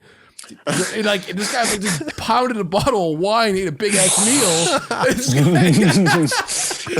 then he I have no clue. Yeah, and then he goes away. So, and I was like, yeah. I think for a minute there, like Rodrigo was doing the nollie half cab flip front 5 or whatever. Okay. So I was watching that go down for a minute, and then I don't know. I felt like I'm just gonna venture off my own for a minute and see what happens, because there was so much shit there that like I just wanted to get creative at that point, and I didn't even feel like jumping was that part of what I wanted to do to be creative. But when I went around the corner and saw this spot, I literally like my heart started beating, and I was like, whoa, like what the fuck, like what why is this thing just chilling here, dude? Like what the fuck? And like I go out there and look at it, and it's just like perfect. And I'm like, okay, I'd like probably just have to skate this right now. I'm in China. Like I'm in some random ass city I'm never coming back to. I'm never coming back to that spot. Probably not even a spot anymore, because they caught on to all the weird shit that we do. Sure. And I just feel like that was like my opportunity. So I got all hyped up. I ran around the corner. I think I grabbed Anthony Clairval, and then maybe Kelly came or something. No, so I don't. What happened was I was trying a trick. I was trying to half kite flip nose slide that hubba, and I was trying it. I was getting in and sliding it, and then you came back and you're like you said something like Kyle Camarillo or something, or Anthony, and they're like, "Hey Kelly, we got to go with Tommy. He just found it." Oh no. And they bounced on you. Yeah, I was like, shit. And I totally was cool with that. I was like, that's fucking nuts. Yeah, who cares? I'll come back to this. Oh my God. And then you went and that makes me feel so guilty. What do you mean you got it, bro? Yeah, you got that clip. But you were in the zone though. You were in that zone. You're skating something big. Like I was like, yo, go get it, bro. I can come back. Like, it's right around the court. Yeah. Literally, it was like around the building. Yeah. Okay. I was on the other side of the building. Oh man, I had no clue what was going on at that point either. I was just like, yo, fucking, I need to film I'm this. on, I was like, I was on autopilot too. I didn't feel anything. I was just like, we're chilling, like we're just kicking it. Like how many tries did that take after all that? Well, I think I tried to ollie it first, and I didn't do the ollie. I only tried it once or twice. I think I stuck it, and then I 180'd it, maybe like second or third try. Oh wow! And then after I 180'd it, I was like, oh yeah. Okay, that's what happened. I 180'd it first with just, I think, Ant filming, just solo, just us. Gotcha. And then after I did that, I think that's when we ran over and grabbed everybody, and everybody came over, and then I was like, yo, I think I'm gonna frontside flip this shit. This thing is like perfect. Yeah. Like, and I don't know why, I just like, it felt good. Like I started trying it, and like within the first couple tries, it was already on my feet, and I was like, like this might be going down right now. Okay. Gnarly. And then there's actually another clip of another frontside flip, another make, same spot obviously. Yeah, but I did it twice because we were with Dave Kami, and he was shooting a photo, and I think the first photo he didn't get it, like it wasn't timed right or something. Okay. And he was like, "Hey, like, would you mind just like throwing one more out there?" And I was like, whew, like, okay, like I was like, I guess, dude. And then like I got up there and I was just like, fuck it, like one more for the road, and just fucking did it again. I did it next try, and then I was like, wow, fuck, let's get out of here. Let's go. Kelly, you can go get your little trick now. Shit. It's so funny because he was like, yeah, he was skating the baby hub over there. I was like, Yeah. It is. But that is a spot where you would just go because there are multiple spots there. There's a ledge going down. No, there's totally. that thing, so you could go there Multiple things. any day. It was so funny though to be like this, all these marble ledges. I'm like, where did like I was so curious to see what he had found. Sure. I go around and I'm like, what the hell is this? It's like, and then he just does it super. You did it really quick, I remember too, dude. Like the front side, you did it pretty fast. Look how perfect it is, though. It is. It's like Absolutely. textbook perfect. Yeah, that was and awesome. the fucking that was in my tank top days. I love. Dude. In China, it's a mad appropriate because it's hot as fuck out there. Oh, dude, it's so muggy. Yeah. But yeah, so you had said that Scheckler had wanted to either frontside flip it or kick flip it or something, right? I think so. I think he was talking about doing something over it, but I don't think I was like, yo, I'm gonna frontside flip it. Like I hadn't decided to even skate it at that point. I was just like, I think I heard about it from them talking about them skating it. And then you literally stumbled like, across it. And then like we ended up at the spot. I'm like, oh, so this is what you're talking about. Right. I'm kind of feeling this. Hey, you know what? I think he said he had tried kickflip or he had tried something because he was like, oh yeah, I like jumped over it a couple times, but I think I like kind of hurt my foot a little bit. Oh, so I was like, oh, like that's a beast, from what I bro. can remember. Hell yeah. Wow. Shit. That was fun to watch, dude. I bet. Yeah. It's fun to watch this on the fucking video. Yeah, man. That was a good trip, man. Super fun. I mean, it was so cool because the variety of skaters we were like. It's like you, like Carl Watson, myself, TX, you got Jack Curtin, Chico. Oh man, it's just like you got this really rad group. We're all really cool with each other. Yeah, you know what I mean. It was sick. It was super fun. It was man. so sick. And like those are some really good times. Hell yeah. Like, cause you get Carl Watson skating this really crazy tech manual trick that you've never seen. And then Tommy's over there frontside flipping off the biggest thing you've ever seen. Yeah. Chico's doing some ill line. Like, he's just like eclectic crew of like different types of skaters. That's amazing. For sure. Yeah. Jack's doing. Then you got Jack's doing. Jack Curtin trips me out because he could do some gnarly shit that you wouldn't even think he would do. Sure. You know what I mean? Like, he can really pull some amazing tricks off, man. He's so good. He's talented, man. He's got stee. He's got so much stee. Definitely. Yeah. Can't oh sorry, real quick. I was like, can't forget about Carlos. Back like switch anything like waist high. Oh yeah. He destroyed it on that trip too, man. Wow. Yeah, dude. Some of the shit that I witnessed live, like from watching him skate, I just never would have thought was possible. Ever. He's gifted. Like insane. Definitely. So gifted. Yeah. So good. Yeah. We got this clipper clip. That's is Jesus. gnarly, dude.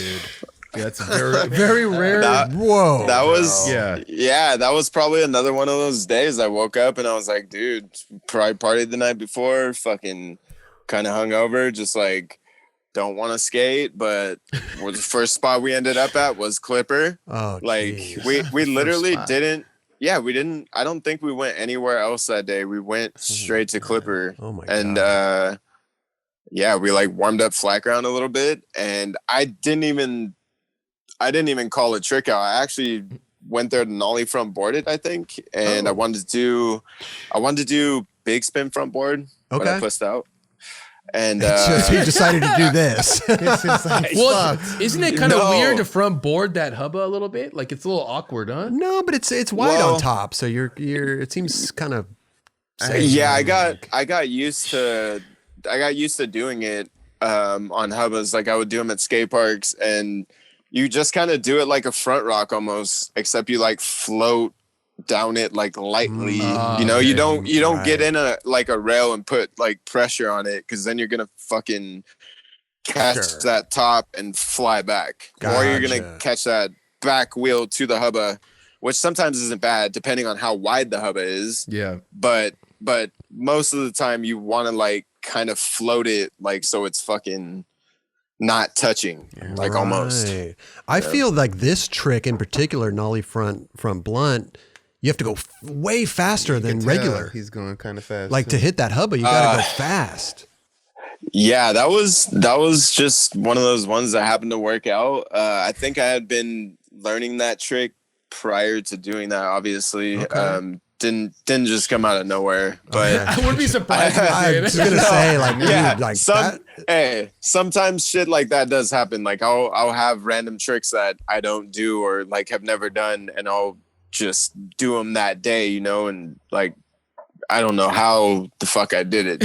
It just happened. It just happened, type of shit. Surprise the shit out of yourself. Sometimes, really, like really. But that one, too. Yeah, I mean, absolutely. That one in particular, I think I felt comfortable doing it because I just tried front blunt real quick and got the feeling of being in front blunt. Gotcha. Then I did nollie front board and kind of got that motion of going over lifting the top. up. Yeah, like going in that like kind of tilt mode, I guess. Like so you gotta pop way higher when you do it and throw it like you're gonna do an ollie front board, but then you gotta fucking like you gotta fucking go over the top of it and be on top. As steep as you can get it like into a blunt, like that's it's an awkward motion, super awkward motion to do that, right? But you were saying, Oh, go ahead. No, please. Oh, you were saying that you were going to try a big spin front board, and the degree of difficulty for this trick and the big spin front board, this shit seems way gnarlier to try for me, from my point of view, than a big spin front board. Right. I mean, I feel you on that. I agree.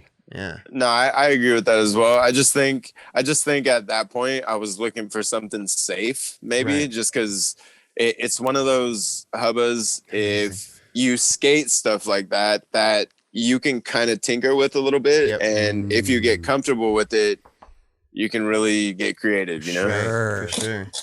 As we've seen plenty of people do. I mean, Jesus, man. Wow, thing's been abused. Yeah, that thing's been destroyed, man. It's crazy. It's still there. Like I saw people like Patrick Brahman. Dude, Patrick Brahman. I don't know if you guys know who he is. He's an amazing skater. He nollie front crooked it on Instagram. Oh, okay. Oh, yeah, I saw that. Yeah, I was like, dude, so good, dude. That's amazing. Yeah, I seen that in the search engine. Yeah, the search engine. It just popped up in your feed. Yeah. Jeez. This trick, this was your last trick in LRG 1947. Woo! That was good. God. Yeah. Ollie over into that bank. Look how I think fucking the garage. Yeah, I was gonna try and bomb the hill after that, but I think I think from coming off that bank, I was like, oh fuck, I'm cooking right now. And then I saw that truck right there. I didn't see anywhere that I could turn, so I was like, where am I going? And if that fucking garage wasn't open, I honestly would have broke through that fucking shit. No, look at the speed. Look, dude, I'm going full speed. And that's one of those ones that comes down and it's like, you would have just saw a fucking it's like light aluminum, right? The garage, like there would have been a Tommy Sandoval like imprint. Imprint on the fucking garage. I would have broke through it, dude. I would have like jumped on hard, look at that! Hey, dude. You cleared that fucking wall though, bro. Wow, dude. I was hyped to make it away from that and not. Shit. That was actually, I think, the only one that I put into the bank. Oh, seriously? Because otherwise, I was bailing them and just really trying to get comfortable because it's blind until you get until you're over it. It's blind. Literally, I can't see where the bank is until right. Because you're looking at the sidewalk probably. Yeah, probably right there, I'm starting to like see the bank. Like after the fence, I'm like, okay, here it is. Then I'm like, oh shit, I'm making it. I better stick it. And I stuck it. And we fucking- did. And Yes, I got and nowhere to that's it. go, and there's a truck Yeah. there, so I'm gonna just slide into this garage. Dude, wait. And So that was that. I want to my know, God, how did you? Who showed you that spot? That's a crazy spot. What? Dan Z, I believe. Oh, Wow. Dan I Z. believe That makes Dan sense. Z. Yeah. And then like I think I was out there for a weekend and we were filming with Kyle and I met up with Jack. I think I might have stayed with Jack even. Did you have an idea you're going to do that while you were there, or was this a random thing one day? Fuck. Actually, I think Kyle sent me a photo of it like prior to going on that trip, and like I couldn't really tell what it looked like. It just looked kind of whatever. Like when What you am I saw looking this- at here? Yeah. No. I mean I couldn't tell like how big or like with the bank. You How from steep a photo it was, you yeah. just get the angle. It's a certain angle where you couldn't tell like how gnarly it was, you know. So I'm like, oh, that like okay, like let's check it out. So I think while we were there, it was another thing with filming. Like it was the last couple weeks of filming for the LRG video, and I needed a fucking ender, and that just happened to pop up. And I think he was like, yo, I think maybe 1 or 2 people tried it and they got like smoked or something. Oh, And I was like, wow. I was like, okay, fucking, that's good to know. Good. Thanks for the insight, man. Yeah. I'm all super hyped to try it. Crazy, dude. Here's another fucking big ass ollie. Here we go. This is from Lordy shorty. promo part. Last trick in the promo part. 2006. Yeah, this cat was Oh yeah. huge. Dude, Look at this. Yeah, even it's end gnarly. almost. Gnarly. Yeah. So that was, dude, that gap has a lot of history as far as like people trying to ollie it. That was like a holy grail ollie at that time. Like that, so many people wanted it and tried it and almost did it, or rode off with the tail broken and then jumped Right. off, or you know, at that point everything had to be legit too. This was like this wasn't nowadays business where you get away with that funny shit. It's like I don't play that fucking shit, dude. You see did my that part? like it was a fucking I'm not six there. playing It was a games. 6 there and how you landed. It was very comfortable. Shit. Yeah, no, that was just one of those things where I was like, again, fucking, you're putting me in a position where I'm just like, I have to get an ender. I think I was in the van with Jamie and we saw it off the freeway and started talking about it. Okay. And whoever was driving just drove there. And from there, it was like, okay, we're looking at it. And from looking at it, I was like, fuck, I might be able to do this thing. And I guess I just did it. Wait, like look handle at that shit. your body compared to the Compared gap. to it, yeah. Like, Little my mountain. God. I think there's like a set next to it, like a long, like 20.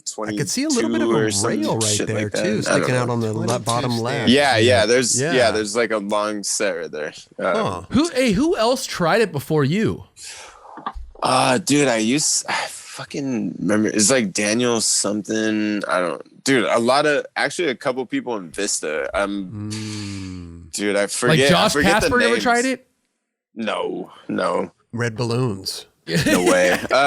There was this kid that was like hucking shit for the longest, like just big ass double sets and big gaps. I forget his name, dude. He's just like, dude, around that time, like, Kent Russell. but he wasn't like getting a bunch of shine though. But he was still one of those names that like you'd be like, oh, it's that guy, yeah. Okay. Fuck. But it again, I can't even remember it because it's like one of those things where you're like, he would be that guy. It's like a Jason Jones. Oh, Like, okay. perfect. Like he like hit for a minute and then kind of like faded off. But then Interesting. like what he did was like kind of fucked.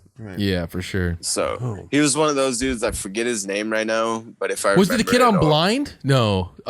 Who was doing the switch 50s? down Carlos the hub? No, Ruiz? not he was- Eric Elmendorf. No, Derek Elmendorf. Carlos Ruiz. Remember he backlipped El Toro? Nah, He was in that one video part and then done, right? Yeah. And we haven't heard Well, yeah, anything since. dude, every limb on his body is dislocated or Bro. broken or something, dude. He went in. That's so That's wrong, dude. That was wrong, dude. For who? Hey, was that Weiss that did that to him? You know what? Hey, he did that too. Like he did some epic shit. I'm just kidding. He did. He did some Sorry, epic. Weiss. Sorry, Weiss. No. He did that shit on his that own. He fit- did that shit on his own. for Whether sure. somebody He was brought it out- up or not. He was like switch 15. He was out these to crack- get it, dude. Yeah, he He was. was out to get it. He He was. was trying shit that was uncalled for. Right. They're doing shit that was not cool. Yeah. I Like, agree. it was so gnarly that it was like almost unacceptable. Well, they made a documentary Fuck, about him. dude. You remember that? Like No. they did this little Oh, piece hey, about I- him. It I was think I saw that, dude. It was awesome, dude. He's dude. like, because like everyone Yeah. asked like what happened to that Yeah, kid? Like straight I up. never yeah. even like Danny Way being like, yo, this kid, what the hell? Like this crazy. kid's gnarly. Who's this When kid? somebody just comes out of the gate and you're Yeah. like, what? Never heard of him. Never What? seen it. Yeah, it's crazy. Oh, dude, there was no intro. Yeah. It was just, There hey, was no here's this intro. kid. Like, it was check him out. straight to fucked. It was straight to fucked. Straight to fuck. Dude, there was like, That was the name of the video. I think. dude, yeah, it was what the Great name. fuck. What And the there was fuck? Straight to fuck. No warm up, dude. No Crazy. warm up. Hey, you know how like all of us had to like make a transition into like being somebody. It was like, This one day, he's like, hey, I'm here. I'm Just here. take it or leave Hey. it. This is a fuck it. Real shit, Legend. dude. hey, this Good was Lord. a slam in the blunt slide in Cold War. Oh god, dude. Gosh. You guys are classic. yeah. Dude.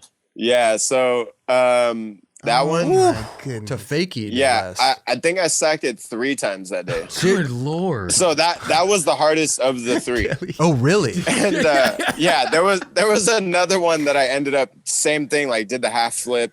Yeah, I did the half flip and ended up all tangled up. Now, did you get Yeah. did you get wrecked on that? Because it seemed like you kind of like got away. Like it wasn't that bad, and you know what I'm saying? Like it could have been worse. Dude. Yeah, Well, yeah, see you him know what? landing it, you're like, oh, okay.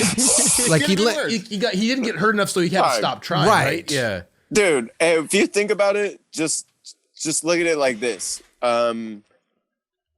From the get-go, I'm up at about 4 stairs Right. when I bail. Yeah. So you're jumping from Oh the my height God. the height of 4 stairs, like with the rail height or whatever, down another like 6 or 8. Then you're least. sacking it and fucking sliding down. Oh, So I think the impact in the moment was more intense of like, I'm going fucking this. I think I'm going to do it in my mind. So Right. I'm not expecting that to happen. Then jumping to it and then like, okay, fucking, I reached for the bar, like save me. And Yeah. dude, whatever.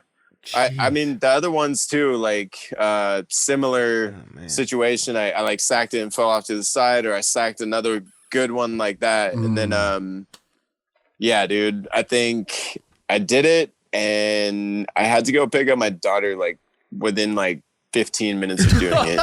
Like, yeah, I did that and I went straight to her school and picked her up. Like, Like, Just her walking in, like, yeah, like What's wrong with you? I might even have been a little late, and I was like stressing because like the baby mama for my oldest is like super like she's a hassle, dude. Okay. So just like, dude, I always felt like I had to be on my shit, and for some reason I picked, I'm gonna fucking try this trick before I go pick up my kid from school, and then if I don't make this trick, and I didn't even think about getting hurt, like Right, none of no, that who's- applied. I was right. like, I'm just gonna do this trick, go get my daughter, and it's gonna be all good. Oh my Like that's if just you're like doing my mind if you're state, doing you these know, types like- of tricks, you can't think about getting hurt. Oh, no. You can't. No. Otherwise, you're not gonna be able to do it. No. Yeah. Yeah, and I have plans. I gotta pick up my daughter. I'm not straight getting up. hurt. Dude. I'm Like, imagining him walking up to his daughter's school with like wood chips in his hair and all this. What shit? quite possibly. I didn't like.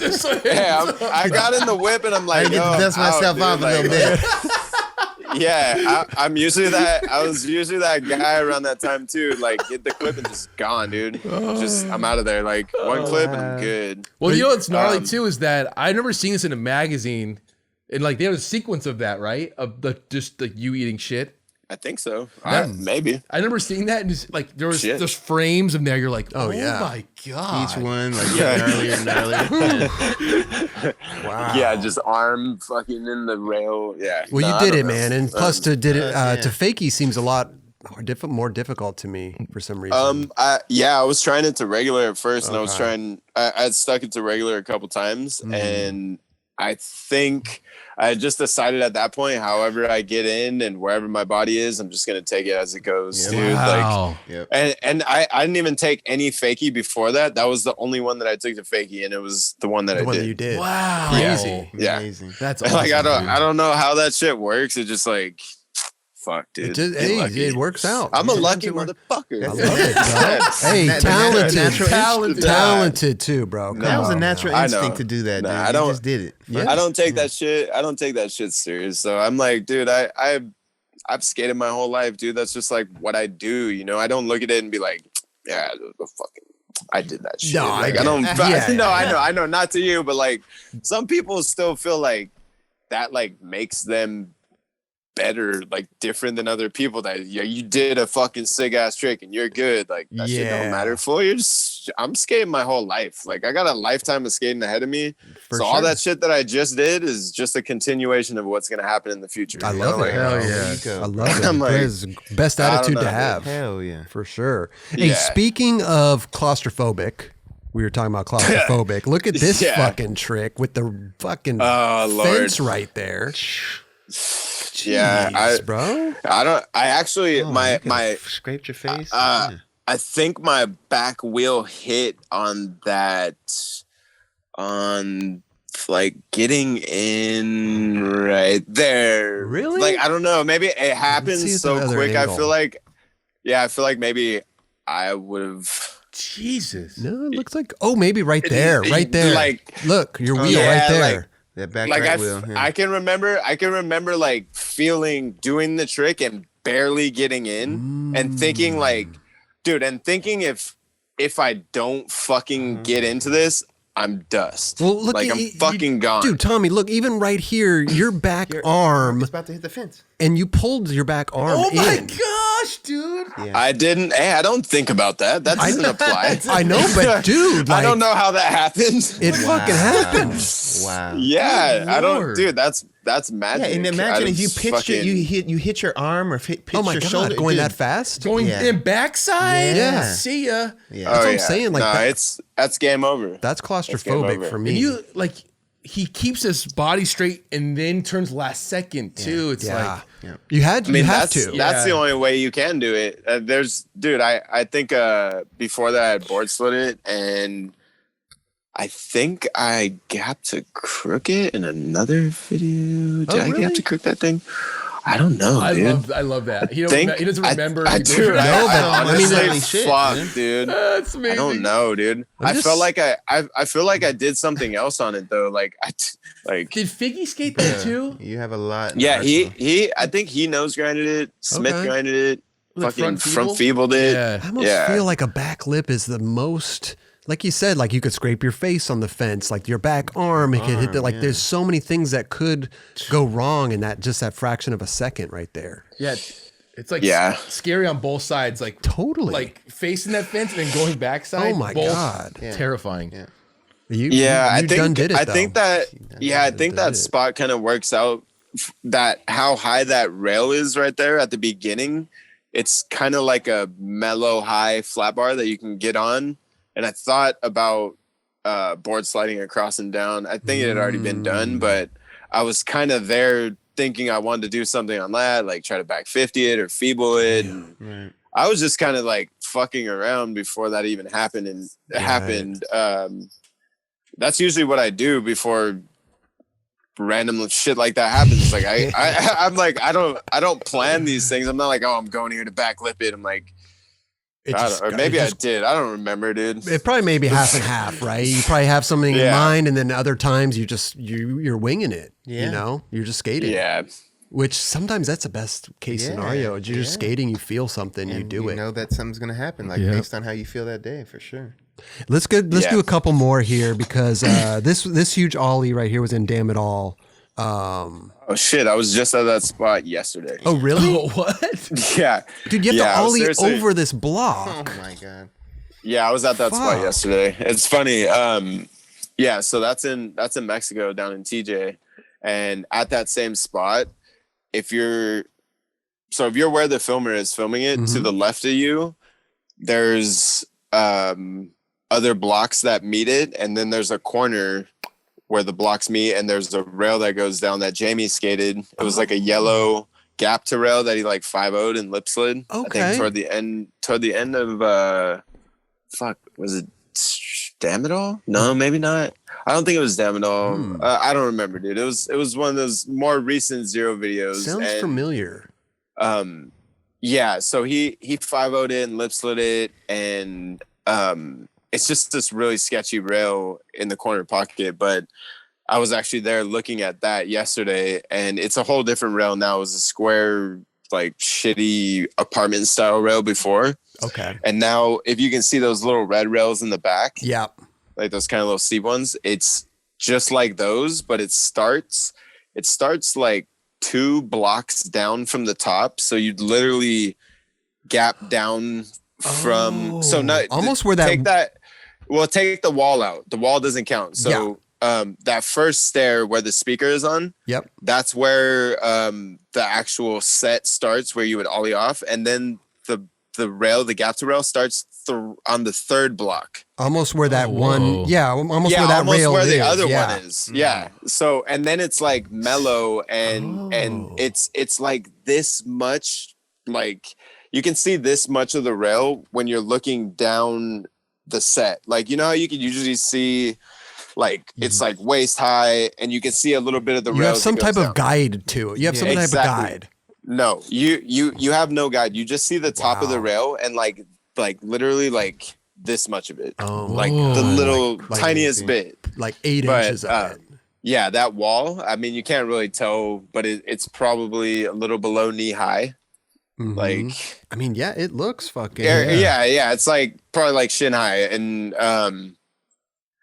yeah, like the run up is super short, and prior to that, I think one other person had tried it, Corey Duffel, actually. Oh, wow. Duff Man. Okay. The Duff Man. And my homie Azaf down there, he takes everybody around, and like he's like the head honcho. Basically, he lives on the east side of TJ, so like he pretty much runs that area. And yeah, like this is right next to his house, and this is like where we go to warm up. Not on that, but there's another spot Gotcha. there that's like super mellow, just kind of, and then the flag ground's super dope. And Wow. yeah, so anyways, we ended up at this spot that day, just kind of, yeah, actually that was the first spot of the fucking day. First spot of the day. You just decided to. Oh my god. But you had no Yeah. idea you wanted to try that either? You just kind of came across it? No, yeah. Well, I looked at it before, but I'd never, like, I heard Corey had tried it, and he like bruised his heels or hurt his ankle or something. And I was like, damn, that shit is beast, dude. Like, even looking at it, and me in my mind being a jumper, I'm like, it's a lot bigger than it looks. I don't know. I mean, to other people, I don't know how it looks. No, it but like looks I've seen fucking big. It looks you pretty know, big. no, I've seen or heard different comments, like people saying like, oh, like that's his last trick. Like that's not that big, you know? And I'm I like, got you. okay, just like, you know, whatever. And I'm kind of like, if you ever see these spots in person, which a lot of people will never get the opportunity, but Whole different yeah, story. that's like, Yeah, dude. especially for my time that I'm getting to in my career, it's like I can't jump down the shit forever, and the fact that I'm still jumping down, it's a blessing. Fuck But yeah. but yeah, dude, like the impact and shit, like this is the equivalent to like jumping down like a 20 fucking 5-stair in my OG days. Right. Like, Yeah. this is like massive. And you're going up for and me at that over. point. Yeah, Yeah. that's a big. Yeah. It would have been cool to see a straight on angle too. You know what I mean? Just to like really see your body compared to how tall the actual top stair is, you know? Yeah. Right. I mean, you got one filmer, and you're not doing that multiple times. So right. So it's Yeah. like, Hey, I'll go there. Next time I go there, I'll sit at the bottom and take a photo. And then Yeah. yeah, Do that. Do that. stand at the bottom. Have someone Yeah. shoot a photo of you standing at the bottom, and then. I mean, just look at your body compared to the Yeah. gap right there. So that's what I'm saying. People don't take the time. They may say those comments, but they don't take the time like we do to like analyze. You know what I mean? Like, look at your little body. course. 1, 2, 3, 4. Man, like, I'd be like, pull up and try this shit yourself. Oh, hey, I know. I There you don't. go. I don't ever give those kind of people the time of Yeah, day. yeah, stuff like as that. you But shouldn't. it's As just you like, shouldn't. it's For just sure. funny. Like, it's just funny. Like, you're getting that attention. You're trying to like make a comment like that for a reason. That's what it you're not is, like yeah. just. You don't really feel that way. Right. You don't really feel that. You don't unless you're that good and you're already fucking on the same level. Then come talk to me. We could chat. Hey, no worries. You know. But like, Sure. if you're not right there with me and you're not on the same level doing what I'm doing, like. Just Kick maybe rocks. Yeah, don't. shut Yeah, the you fuck know, up. maybe Yeah. just don't say shit if you haven't experienced it because Exactly. it takes some experience to know. Exactly. Yeah. I feel on that. well, you killed it on there. Let's wrap it up with a few more. These are pretty funny, man. These are the funny ones. Yeah, This is, these are good this times. is a naked, naked 6-stair ollie. There you What go. happened, dude? Oh, Did my you goodness. scrape your nuts on the ground? Yeah, Oh, yeah. Oh my god! oh Got a little skin off the huevos. no! Dude. This is King of the Crack- Road, by crack the way. the So this was a eggs. challenge. No, this is him just skating, right? No, this is a king of the road. This, I'm kidding. yeah, dude. No, it's actually funny because You gotta run that one off. after that try or one of these. No, it was probably that try because my board flew out. And I think it went all the way across the street, or it went far enough, so I had to run and get it, and nobody else was right there to get it for some reason, and I'm running naked to go grab this board, and this lady comes out of her door, and she's like, "Oh hell no, you're not running around here skating naked. Like, no, you ain't running around naked in my neighborhood." And I was like, "Oh shit, like we better get this and go. Like this lady's gonna call the cops and shit." I was like, "Dude, we gotta, damn." Yeah, that shit was crazy, Just dude. imagine being just a citizen I know. looking outside and seeing this dude naked. The stories Yeah. on King of the Road are gnarly. These know. stories are Yeah, next level. that's Hey, you need that's such a- points. yeah, dude. You need No way. points. You know? Yeah, no, hey, nothing mattered at that point in life. All that mattered was skating. That was it. That's it. Dude, those points were like the most valuable thing at that moment. Absolutely. I was like, nothing mattered but that trip. Anything on that trip, that's the only thing that mattered. I didn't have a girlfriend. Dude, my life was fucking just skating at that point. Right. So What yeah, did that you was This one that was some funny. Pure shit. This is funny too because you did it. You took Oh God, your dude. clothes. Yeah. No, it's another thing too. Yeah, there was some dude in a Coca-Cola truck that had pulled up at the top, and like I was just skating it, getting warmed up or whatever, and he was sitting there like talking on his phone, so I thought he was like maybe gonna call the cops, and I was like, fuck, like okay, whatever. So I had to go over and talk to him. and give him a little fair warning about what was coming next. You actually went over and said, "Hey, I'm gonna get naked and do this trick. Yeah, I'm on dude, this I'm King like- of the Road thing." Dude, hey, literally, like those might have been my exact words. Like I was like, "Yo, dude, like this sounds weird, but I'm about to get naked and jump down this rail, so you might want to just keep mind your phone and don't, I'm just over here doing doing what my you're thing, dude." Yeah, yeah. Oh, What was his reaction? Was he just like, "Hey, no, do he your was thing"? he was bro? like, all right. Like he was like, what the fuck? Like he didn't know what to think, and I was just like, all right. And then I just sort of walked away, and that was like, boom, pulled off my pants, first try, out. "Oh my god!" First try lip slide. Hey, naked. there's no other way to do it. I'm not bailing on that. I mean, not bailing. Just We're no. getting it. But just like naked skating, like it's crazy, you know? Like, Oh, dude. Hey, we actually that has a decent story behind it. Aside from the guy in the truck, it was like, we were staying. That's in Colorado, I believe. okay. Like, I think, or Denver. Yeah, it's in Denver. Yeah. Yep. So it's in Colorado. So we were staying at this spot, this hotel by a Perkins. So we were eating at Perkins, and I remember we're all talking fucking about points, whatever, and we're suggesting crazy tricks and who wants to try this and that and who will do this. And I'm like, I was just like really quiet for a little bit, thinking to myself, and I got that like anxious feeling. I'm like, dude, I might have something right now. Like I like kind of pulled. I think like I pulled like Matt Winterberg aside, and I was like, yo, like we should go to that 17, like, and maybe I want to lip slide naked.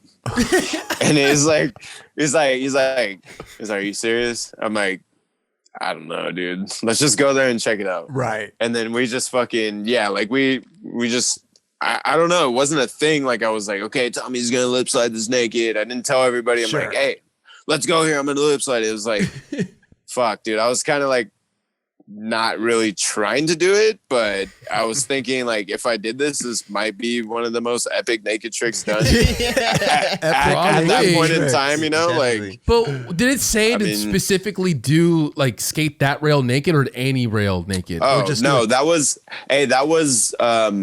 like best trick naked.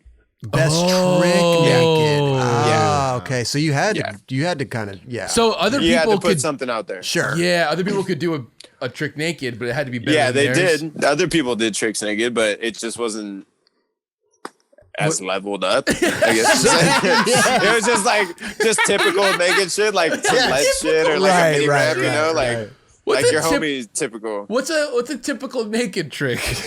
No, like like olling a small set, like doing a mini ramp trick, like I've only seen three people. Well, you're including in that three people that Weiss and Jeremy Rogers. I was gonna say the naked 540 and naked 540. Jeremy Rogers. Yeah, he did naked. You're the three guys that done some naked shit. But Jeremy did his Jaws. Oh yeah, tripping. That Jeremy, guy loves to be naked. Jeremy did his on King of the Road too, right? Yeah, I believe so. And then Weiss just did it just to do it. Well, he's always doing that. Didn't John He would do it at at Tampa, but yeah, he did it at Tampa contest like consecutive years. Oh, yeah, okay. I got to see that one year. That was gnarly as fuck. That's it. Not that I wanted to see his wiener flying around or anything. Right, That shit is. You're not gonna see anybody else do a naked 540 ever in your life, God, man, this is unless you know somebody that's down. right. And that And he guy was is down Weiss. every time. Yeah, Yeah. exactly. Every time. Dude, this has been incredible, bro. Real quick, Weiss, speaking of that guy, I fucking love that guy. I respect the shit out of him, dude. He's put some fucking people up on game, dude, Absolutely. including me. So I just had to give a shout out to Weiss, dude. Major fucking Love respect. that, man. Yeah, he's a funny ass man. dude too, man. Yeah. He's great. Yeah. Man, this is great, bro. Dude, just going through the clips and like I said, we started to do this and I thought it was just going to be like, oh yeah, it was a cool clip and blah, blah, blah. There's a story behind everything. Took on a life of its own. It's crazy. Yeah. You're picking tricks that are meaningful. They're in their place for a reason. They have an impactful moment. So like something is behind that impactful moment. You're like, yo, what were you thinking? What the fuck was happening right here? Hell yeah. And you're like, yeah, there's all kinds of crazy buildups, like you're saying, Dude, I mean, we could literally do this for 2 hours. You know what I mean? Like we picked so many clips, we whittled them down, and we didn't even get to. I mean, it's just, it's so fucking fun, man. Yeah. It's so this is fun. great. I'm like, I feel like I'm doing like a whole nother 9 Club right now. Like, Yeah. like that, like this is a stop and chat, but this is like the full experience again. I It's love not it. like Yeah. it's like, okay, what's any different? Just that we're not sitting in the same room, right? Hey, Fucking- and I'm so happy for you, bro. Like seriously, like I'm stoked, man. Yeah, we all like are. you We're all are, stoked, you're a whole different dude, and not to say that you weren't. You're in a great place, is what I'm trying to say. Yeah. You're in a No, great I- fucking place. I understand. I was definitely, you know what? I've always been the same person. Yeah, I'm just a different version of that same person. there you go. Like I've always had that same charisma. Like Yeah. a lot of the things still apply, but when you take certain things out, actions and reactions and a lot of things change. So Yeah. like, it's just, I don't know, adapting to a new lifestyle. Right. Obviously a more healthy one. And Definitely. getting used to just, I don't know, just fucking figuring life out without substance. There you go. Figuring life out is a nonstop. We're never gonna figure it out, but you could try your best to get through it. You'll learn experiences every day. Yeah, you can try and feel comfortable and you can think that you have shit together, but life will throw you fucking a curveball to let you know that you have nothing. Everything is out of your control. Oh my God. You don't have any control. As much as you think you do, like, oh man, like this whole year has just proven fucking we're just like, dude, everybody's if you thought done with shit it. couldn't get crazy, fucking any crazier than it already has, some shit's about to come up next week. Oh yeah. Just wait till be tomorrow. Prepared. Fuck. Yep. God, every time I turn on my fucking phone, like, Tommy, it's like I know everybody's probably dealt with some like weird fucking family shit or some friends or like some super fucking trivial life shit, dude. Like seriously, like I've had like family passing away this year. Fucking my friend right now, like one of my best friends that I grew up with is like in the basically like the UCI waiting for like an open heart surgery. So it's like, dude, and fucking that just popped off on Thanksgiving. He just spent his birthday in like the UCI, all the shit. So it's like, dude, yeah, man. And then on top of that, the life shit that we're talking about is like, we actually had a falling out like, like a year, some odd time ago. And whatever, just like we had left on weird terms.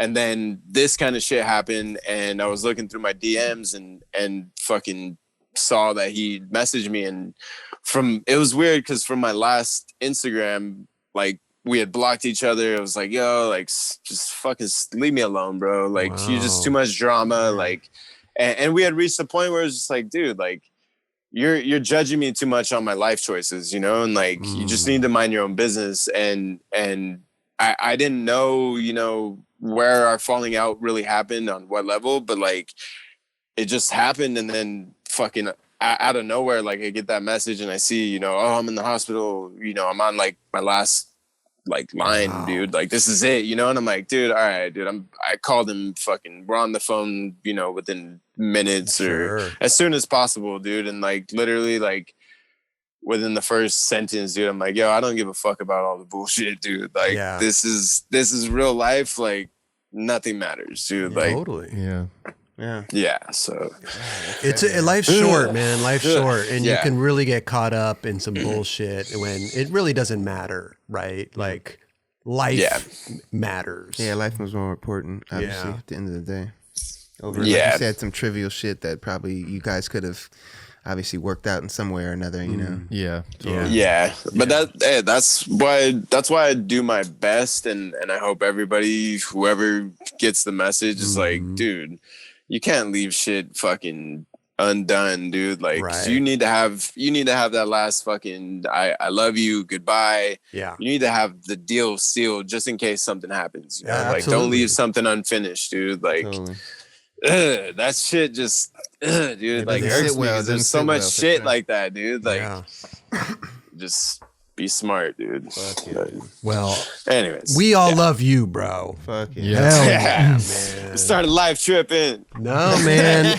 Hey, dude, like you're doing your thing, and dude, fucking, I'm so stoked to see the Mexico part. Whenever that's done, dude, take your time, get it the way that you want it. All the zero fallen stuff, man. Like you're on a great path. Seriously, like super stoked. I appreciate it, guys. Super stoked, man. Solid. Hey, come back anytime, bro. Like I said, if you got some shit going on, you say, hey guys, let me zoom in real quick. We'll be like, you got it, man. Hey, when his part drops, I was about to say maybe I'll check back in after when we're getting ready to drop it. Please. And, there we go. Just a precursor for that. We're probably gonna do just like one premiere over here, even though I'm like not hyping it up. I'm not like, hey, come see my part. Like I don't give a fuck, dude. I'm like, yo, come see it or not. Like whoever's invited, I don't care. Like probably like have it, in a projector screen somewhere, just whatever, just super mellow. And we'll do one showing over here, just homie shit, and then we're gonna like try and do a tour in Mexico, and just like all the places that I go to skate, and wherever I have footage in the video, I'm gonna try and visit to premiere and go visit skate shops and just, dude, you know, really, I really trying to like make a connection down there, dude. That's amazing. It's important, dude. Yeah. It's important. Sure. A lot of people overlook that shit. I think a lot of people overlook that shit. Yeah. You know, they just go, not even like taking advantage, but they go take advantage of the spot. They go, and they carry on to the next, and it's forgotten. Yep. You know, the city, the state, the country that they visit, it's forgotten. I got to pay respects to them, dude. That's sick. part of my culture too. Yeah. Being a Sandoval, like it's in my bloodline, and you know, like I should learn Spanish by now, dude. I'm fucking. I feel like a dickhead every time I go, and like I'm getting better and better. You know, like I am speaking more Spanish, but at the same time, it's just not like up to par, dude. And I still feel like guilty every time I go there. I'm like, fuck, man. I'm still this like tourist fucker. Well, you know what's tough about language? Unless you have people around you that speak the same language, or unless you're immersed in it. Like when I was in Barcelona, I lived there for like 6 months. Boy, I was catching on. I was doing, hey, hamburguesa con queso, café con leche. I was going crazy. And then as soon as I leave and come back to the States, I'm like, it's gone. It's fucking gone. Because you're not using it anymore. Nobody's asking you anything in Spanish. You're like, hey, you want a coffee? Like, yeah, let me get a coffee. Let me get a latte. You know, like you're in it, really absorbing it. Yeah, so that's the tough part. You know, when you come back from those trips like China and shit, and then the first person asks you like, do you want cheese on your hamburger? And you're like, fuck yeah, I want cheese on my burger. Oh, dude. And fries? Yes. No, man. Listen, we'll let you go. We'll let you get to bed. And dude, thank you so much, Tommy, for stopping by and chatting with us, dude. Hell yeah. Come back anytime, dude. Seriously. For sure. Thanks, Tommy. We'll check. Yeah, we'll check back in. Stoked, dude. Yes. Let us know when the video drops. Yeah, dude, definitely. Probably, you know what? I'm probably looking around like summertime next year, just so it could be a little after all this stuff. Yep. Like with the COVID, kind of let it, Hopefully do its down. thing. Yeah. See what happens. Yeah. And then at least in the meantime, we're kind of able to at least be skating and doing what we're doing. And then depending on how much we get in between here and wherever we decide we want to end, then we could just decide like, okay, we got enough footage, we can put it out, boom. Like, then, I mean, we're trying to figure out too, like, probably try and get Thrasher to back it maybe. I don't know, man. I just gotta hit up Burnett and see if he's down to like put it up, and he will be. I mean listen, this project seems like it back. And this project seems like it means a lot to you, you know, so you want it just right and with the right music, and this is a personal thing that like it started from fun, which I really like, that it wasn't a pressured thing that I ever felt like I was filming like for, you know. I wasn't like, oh, I have to film this part in Mexico, like we need to get this done. Like all this stuff is kind of happening naturally over time, and then like we built this timeline, and I'm looking at this timeline, it's like B-sides from, you know, zero video or whatever, just stuff we're not using. And I'm like, okay, well, we kind of have like a little bit of a homies part here, you know.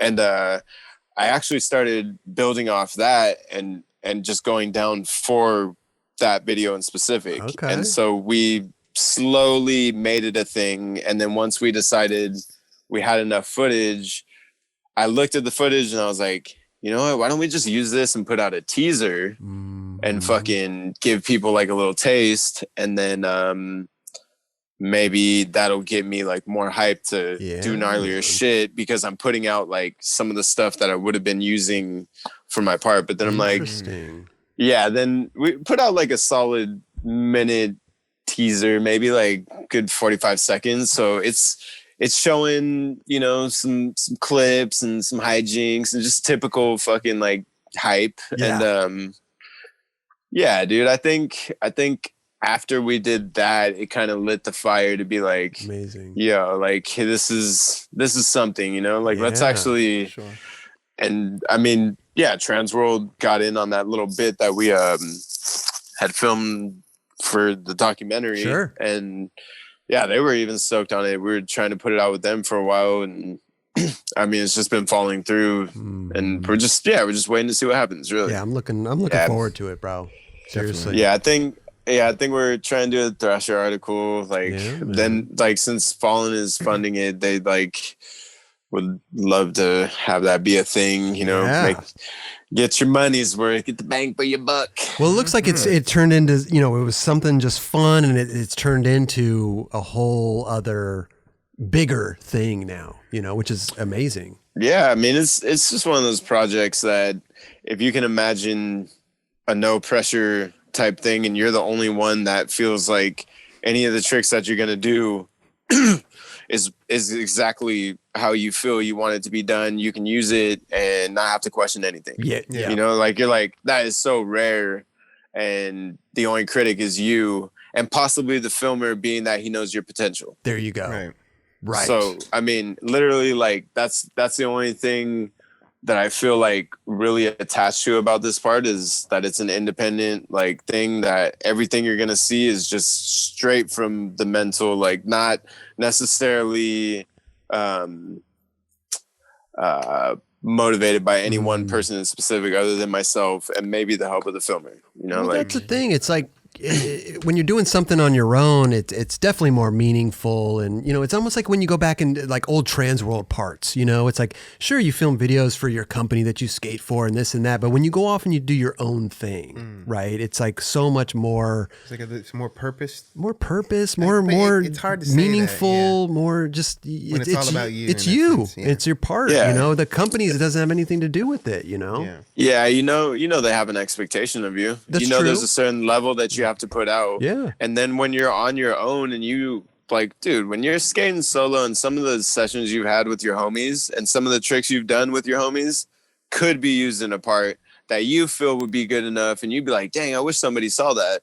And you feel good about it, but nobody wants to put that out there because it's not level with the stuff you've done before. Sure. But this right here, this video is like that kind of opportunity to be like, it doesn't have to be my best shit, but I can also, you know, still have the element of you're going to get the fucking banger or whatever, but you're going to get a surprise with something probably never seen me do ever. That's what I'm talking about. People want to just see you skating regardless if you're fucking jumping down 15 stairs. Like people like you skating, like you're skating regardless. You know what I mean? So they're going to enjoy it, and they're going to be like, damn, actually, I like when Tommy's doing some shit like that. You know what I mean? Like it's a different way of skating. You know what I mean? Love it. So, yeah. You get stuck in the rut of being that fucking big rail skater, big gaps and all that shit, then you're kind of doomed, you know? Like I that's why I've always tried to have like a little something else, just like, and I mean, make it a point, because if you don't, then people just expect that of you. You know, like pigeonhole yourself in a sense. Possibly like Chris Jocelyn right now being one of those people that I feel like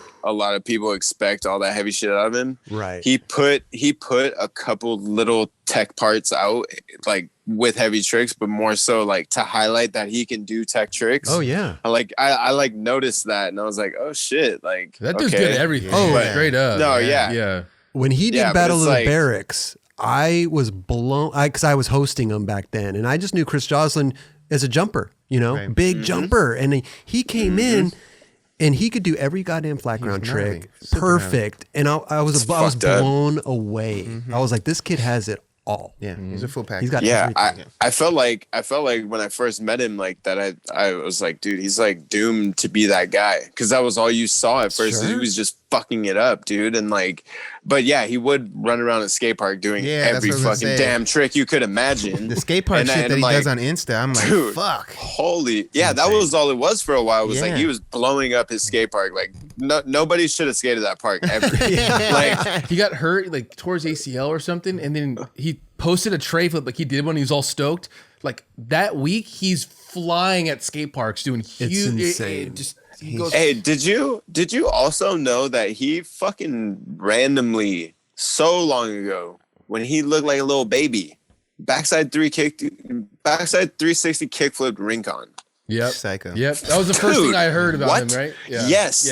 Dude, see that clicked right now, and I was like, wow. When you think of him, mostly though, if you're not like us and you couldn't remember that, because that was pretty kind of back in the day almost. Yeah. Like, dude, Dude, that was like mid 2000. Like, Yeah, that was probably like- like 2006, 7, maybe 2000. No. No, I mean, 2008. he's a young No, kid. that's He's like still really he's young. I would Yeah. say like 2013 to 14. 12, 13, 14, something like that. I'm like, yeah, are we in 12, 13. Yeah. Maybe. But anyways, yeah, that was the one other thing that I saw of him that like made me also think, I'm like, dude, this dude's a fucking big jumper. Like, Right. who the fuck comes out with a backside 360 kickflip on a ring gun? At that point, it was still fucking just disgustingly. Bananas. Oh yeah. Like, yeah, you're jumping down that and you're done for like a month. If you're just your average dude, you jump down, you're sore for fucking weeks, dude. But he does have it all, man. He can do goddamn days. anything. Yeah. It's impressive. It's really impressive is. because I literally, like you I thought he was just this jumper kid, you know. And I saw that. Don't shit. be fooled. Don't judge a book by its Yeah. cover. Exactly. Yeah, man. Well, listen, Tommy, bro, this has been incredible, Fuck yeah. man. Fucking legends. Listen, you the legend, man. You just sit behind a desk and talk to people. Oh, yeah, that's dude. what it's turned into. It's turned into, but it's Nah. fun. It's fun. I really enjoy Definitely. rapping out with you, and man, you gotta, man, looking forward to everything, bro. Seriously, Yeah. Oh, yeah, keep I'm it up, stoked. dude. Yeah, Keep it you up. guys, you guys keeping the vibe alive, dude. Just trying to. yeah, no, you guys do a great job, dude. I was kind of like anticipating, like just anxiously like pacing around the house, like waiting for like somebody to text me or Yeah, I was like, how the fuck is this gonna work, dude? I'm like, my room's still a mess. I'm like, throw all the shit to the side, like, all right, just what's back here? Like, I straight. don't It know, looks dude. clean. I was It looks clean, Yeah, you're good. Well, yeah, it looks clean right here, but then if you like, then Everything is on the you got floor, like yeah. all the mess everywhere. I mean, it looks like my room at home. Like, Yeah. you know what's funny, Tommy? Is like I keep my living room so clean, and then you go into my bedroom and it's a fucking mess. pigsty. It's a mess, No. dude. Hey, that's Clothes how it must- everywhere. Nobody's coming into your room though. I know, Your but- homie is not coming into your room. This is true. No one's Dude, going to whoever's- Chris's house. Yeah. No. Chris, I can't Well- imagine Chris having like No, I don't have guests. No company. over. yeah, No company. Then Oh, just okay. because of what's going on. You don't- Oh, that's true. Yeah, Yeah, yeah, yeah. yeah. Oh, even before though, you don't fuck with people. I don't fuck with anybody, bro. No. Yeah, he's on. don't Nah, fuck I with just do this nobody. show and we're good. But it's still like my living room is clean as hell. Yeah. My bedroom's a mess. That's usually how it goes. Like Yeah. that's where you are most of the time. You're in the living room, or I mean, if you live in an apartment or a townhome, usually connected or right next to the kitchen. Mhm. So I'm one of those dudes that's constantly snacking Yep. from the fucking living room to the kitchen, to Oh, the living yeah. room to the kitchen, and dude, all day. So I got a trail in my apartment. Like the floor's warped right there. Yeah. I walk back and forth for snacks. Kelly's house is clean. He just got his house clean today. Oh yeah. epic. We're talking to Jeron. I got a cleaning lady, dude's coming Oh, through. God. Yeah. Kelly, just do it yourself. Get Holy some shit. fucking Clorox wipes. It's easy, bro. good. Here's the thing. If you keep your house relatively clean, it's easy to clean. It's not That's like true. I don't like let it go. It's just like Sounds like you let it go. no, man. It's just better. You know, Jeron. Sometimes I do that. I look. I have somebody come and clean every now and then. Okay, every I'm 2 just weeks to saying. be precise. That's not bad. Yeah, it's it's a helpful thing. Yeah, I do mine like once every couple months or something. To tell you the truth, if I had somebody come to clean my house, I would just have them focus on the bathroom. The That's the main- bathroom, that's the main the shit. shower Shit. door, Main shit. that whole little grout shit. Like, fuck all that, man. dude. That's horrible. I don't even know how to get mean, soap scum off my window. Hey, just imagine. Like, I mean, Jeron, you don't have kids, do you? I do. 'cause I have don't- one. Oh, you, That's- okay, yeah. okay. Yeah, I got Okay, a 5-year-old. Excuse me. I didn't want to be mistaken. So, not speaking, Chris, you don't have kids. Nope. Okay, assuming that you're saying that you don't fuck with people, you probably don't fuck with kids. You're like, hey, I don't want nobody in my house, especially not a damn kid. I know. I have a cat, and that's enough, dude. Okay. Yeah, all these ones in my DMs enough, right? Yeah, fuck. But anyways, yeah. Speaking to the dynamic, it's just like you. I mean, if it's not you, it's them, and if There it's you not go, them, right. it's the both of you, Yeah. and then the fucking combo is insane, and it's every single day. It's nonstop. Like you think you had it clean, and it's a temporary like satisfaction because you don't even know what happened before you look back and it's dirty as fuck again, and you're like, why? Why? The fuck did I just clean that up and it's all fucking messy again for no fucking reason? Yeah. And you don't even know. You just threw your clothes, the kids' clothes, Right. fucking your bowl of cereal, fucking Their bowl of cereal. Yeah. Yeah. It just adds Whatever. It adds up. Compile. Wow. Yeah. I don't have that you're problem. you're comfortable because it's clean, and you're like, fuck, I can leave this here. I'm gonna clean it up right now. And then you don't because you're just fucking. You fall asleep or forget about it. Cleaning up And the that's how it dishes is starts the happening. worst. Oh, dude, that's my fucking favorite. Really? My worst. I No, swear. you my worst. Oh, dude, I I love it. God. I'm You not could- even kidding, dude. You love to loves clean it? You love That's to probably clean. my favorite thing to do because Oh, if I have Lord. to do anything in the house, it's dishes. And I then- grew and up. You find it relaxing, maybe, or something. Oh, I'm so stoked. I'm That's like, amazing. I love dishes. It's so like relaxing and just like the randomest it sounds thing. crazy. It Random. sounds so crazy, It's dude. so funny. We were talking sounds about so this great. because Yeah. I fucking Yeah. don't like washing dishes. My wife's so Dude. bummed. Like she's like, dude, you need to fucking clean some dishes. You know what I'm saying? And I did Yeah. actually in the beginning of COVID. I mean, we're cooking dinner every night. Yeah, and no I choice. started doing it Yeah, along with my if you son. wanna I would stay get my son to married. start doing it. You're teaching your kid already how to Yeah. do dishes. Yeah. I would too. Oh, I would shit. too. Since I don't like it so much, he's got to like it. It's a worst. And Oh, we have dude. dishwashers. You probably have a dishwasher. Yeah, we don't use it. I have a dishwasher too, by the way. So I wash all my dishes and then put trust it in the- myself more. I trust myself more than a dishwasher because I- first of all, same. if you just had some heavy ass lasagna or something and it's all sticky and cheesy and you leave that plate there No. It's for maybe a half an hour to an hour and it just crusts up on there. right. That shit is fucking hard to get off. Dude, that shit is hard to get off. If you don't, Oh, yeah. if you're not the person that soaks it and you don't know the little tricks of the trade, Yep. you're sitting there fucking just going Oh, at no. it. I'm like, dude, I was a really smart kid when it came to doing dishes because I figured out you had to soak Soak them. it. Fucking yeah, Yeah. because that's how all that fucking grimy, heavy Oh, shit bro. comes off. Yeah. Otherwise, dude, like you'll just be sitting there for. That's probably why people hate doing dishes because they don't know the fucking. Yeah. Dude, I definitely, if I'm done with the plate, I put it on the sink, a little water, soap, soak it. And then I pile Come them back to up. it. Come back to it. pile them Yeah. up and soak them all at the same, you know what I mean? And then I come back. Nice. I got the I don't like the sponge, right? I got the brush. So I don't Yeah. have to get all my hands wet. Yeah. I just take it. and You got wipe the it brush and then- with the soap in it, and you just press the button. You know what? I used to have that. Now I just got the bristles. I got got the that. bristles with the Yeah. scraper on the end so I can scrape too. It's a whole thing. Dishes, Oh yeah, I don't We like could them. go on I for love days. it. We could. It's the Nah, whole it's thing. great. But I wash my Dude. dishes before I put them in the dishwasher. There you go. Double wash. yeah. Double wash. No, yeah. That's Right. well, actually, no, I don't run the cycle because our dishwasher. You love this conversation. The, huh, the Kelly? fact that where it's gone to this whole time of skateboarding and like all this stuff. And I now love that it's- I'm talking to it's- Tommy Sandoval about doing dishes. Yeah, so it's it's how it's amazing. ending is like the dishes. Hey.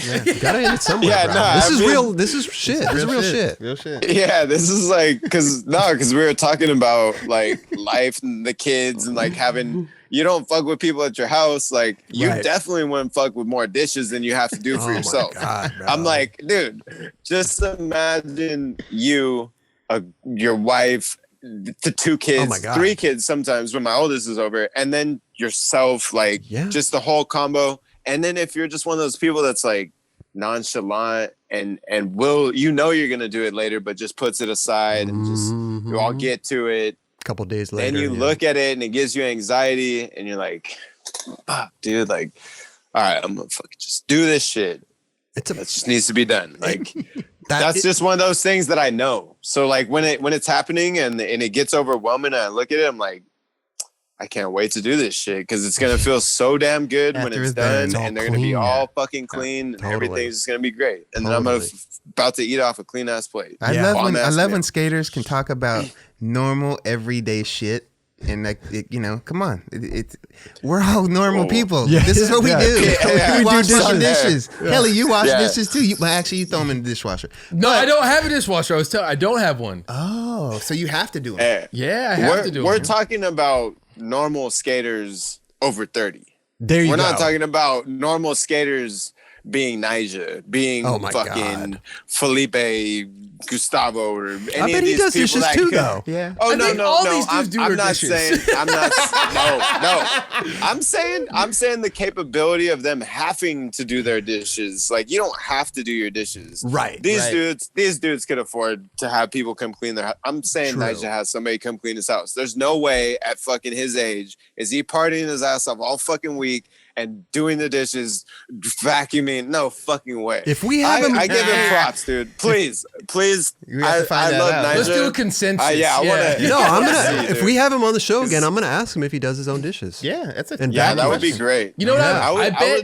I bet. No, actually, that's a good. I've seen him make some pretty proper food. Okay. I wouldn't be surprised if he eats out a lot. Yeah, he probably Yeah. ordering, You know? for sure. Yeah. for sure. take. Yeah, out I'm not shit. saying he's all fucking everything taken care of, but I'm saying the capability of those kind of people that have right. all that excessive income might as well be getting your house clean. That's almost just fucking. You can just do that as a tax write-off. I mean, you need to spend it. No, to tell you the You're truth, like, yeah, that's hiring true. a Party some money. They gotta clean this shit. No, but to tell you the Dude, truth, if you have somebody clean your house at Serious. least once a week, that's the dishes pile up, and then you could do dishes once a week and get away with it if you're like You a let your Nyjah. shit pile up for. I can't let my shit. Yeah, our but shit you pile have a up for family week. though. Yeah, I'm if saying you're I have a single- bowl of Yeah. cereal, I put it in Yes, there. I make a yes. pizza, I put it on a plate, I put it in there. Like it slowly stacks up through sure. the week. You For know what sure. I'm saying? Yeah. But if you're a Nyjah, you have people over all the time. There's gonna be a lot of fucking Oh, dishes. that's true. That's He probably has- that's what I'm thinking. That's why I'm That dude thinking ain't what I'm having, thinking. like,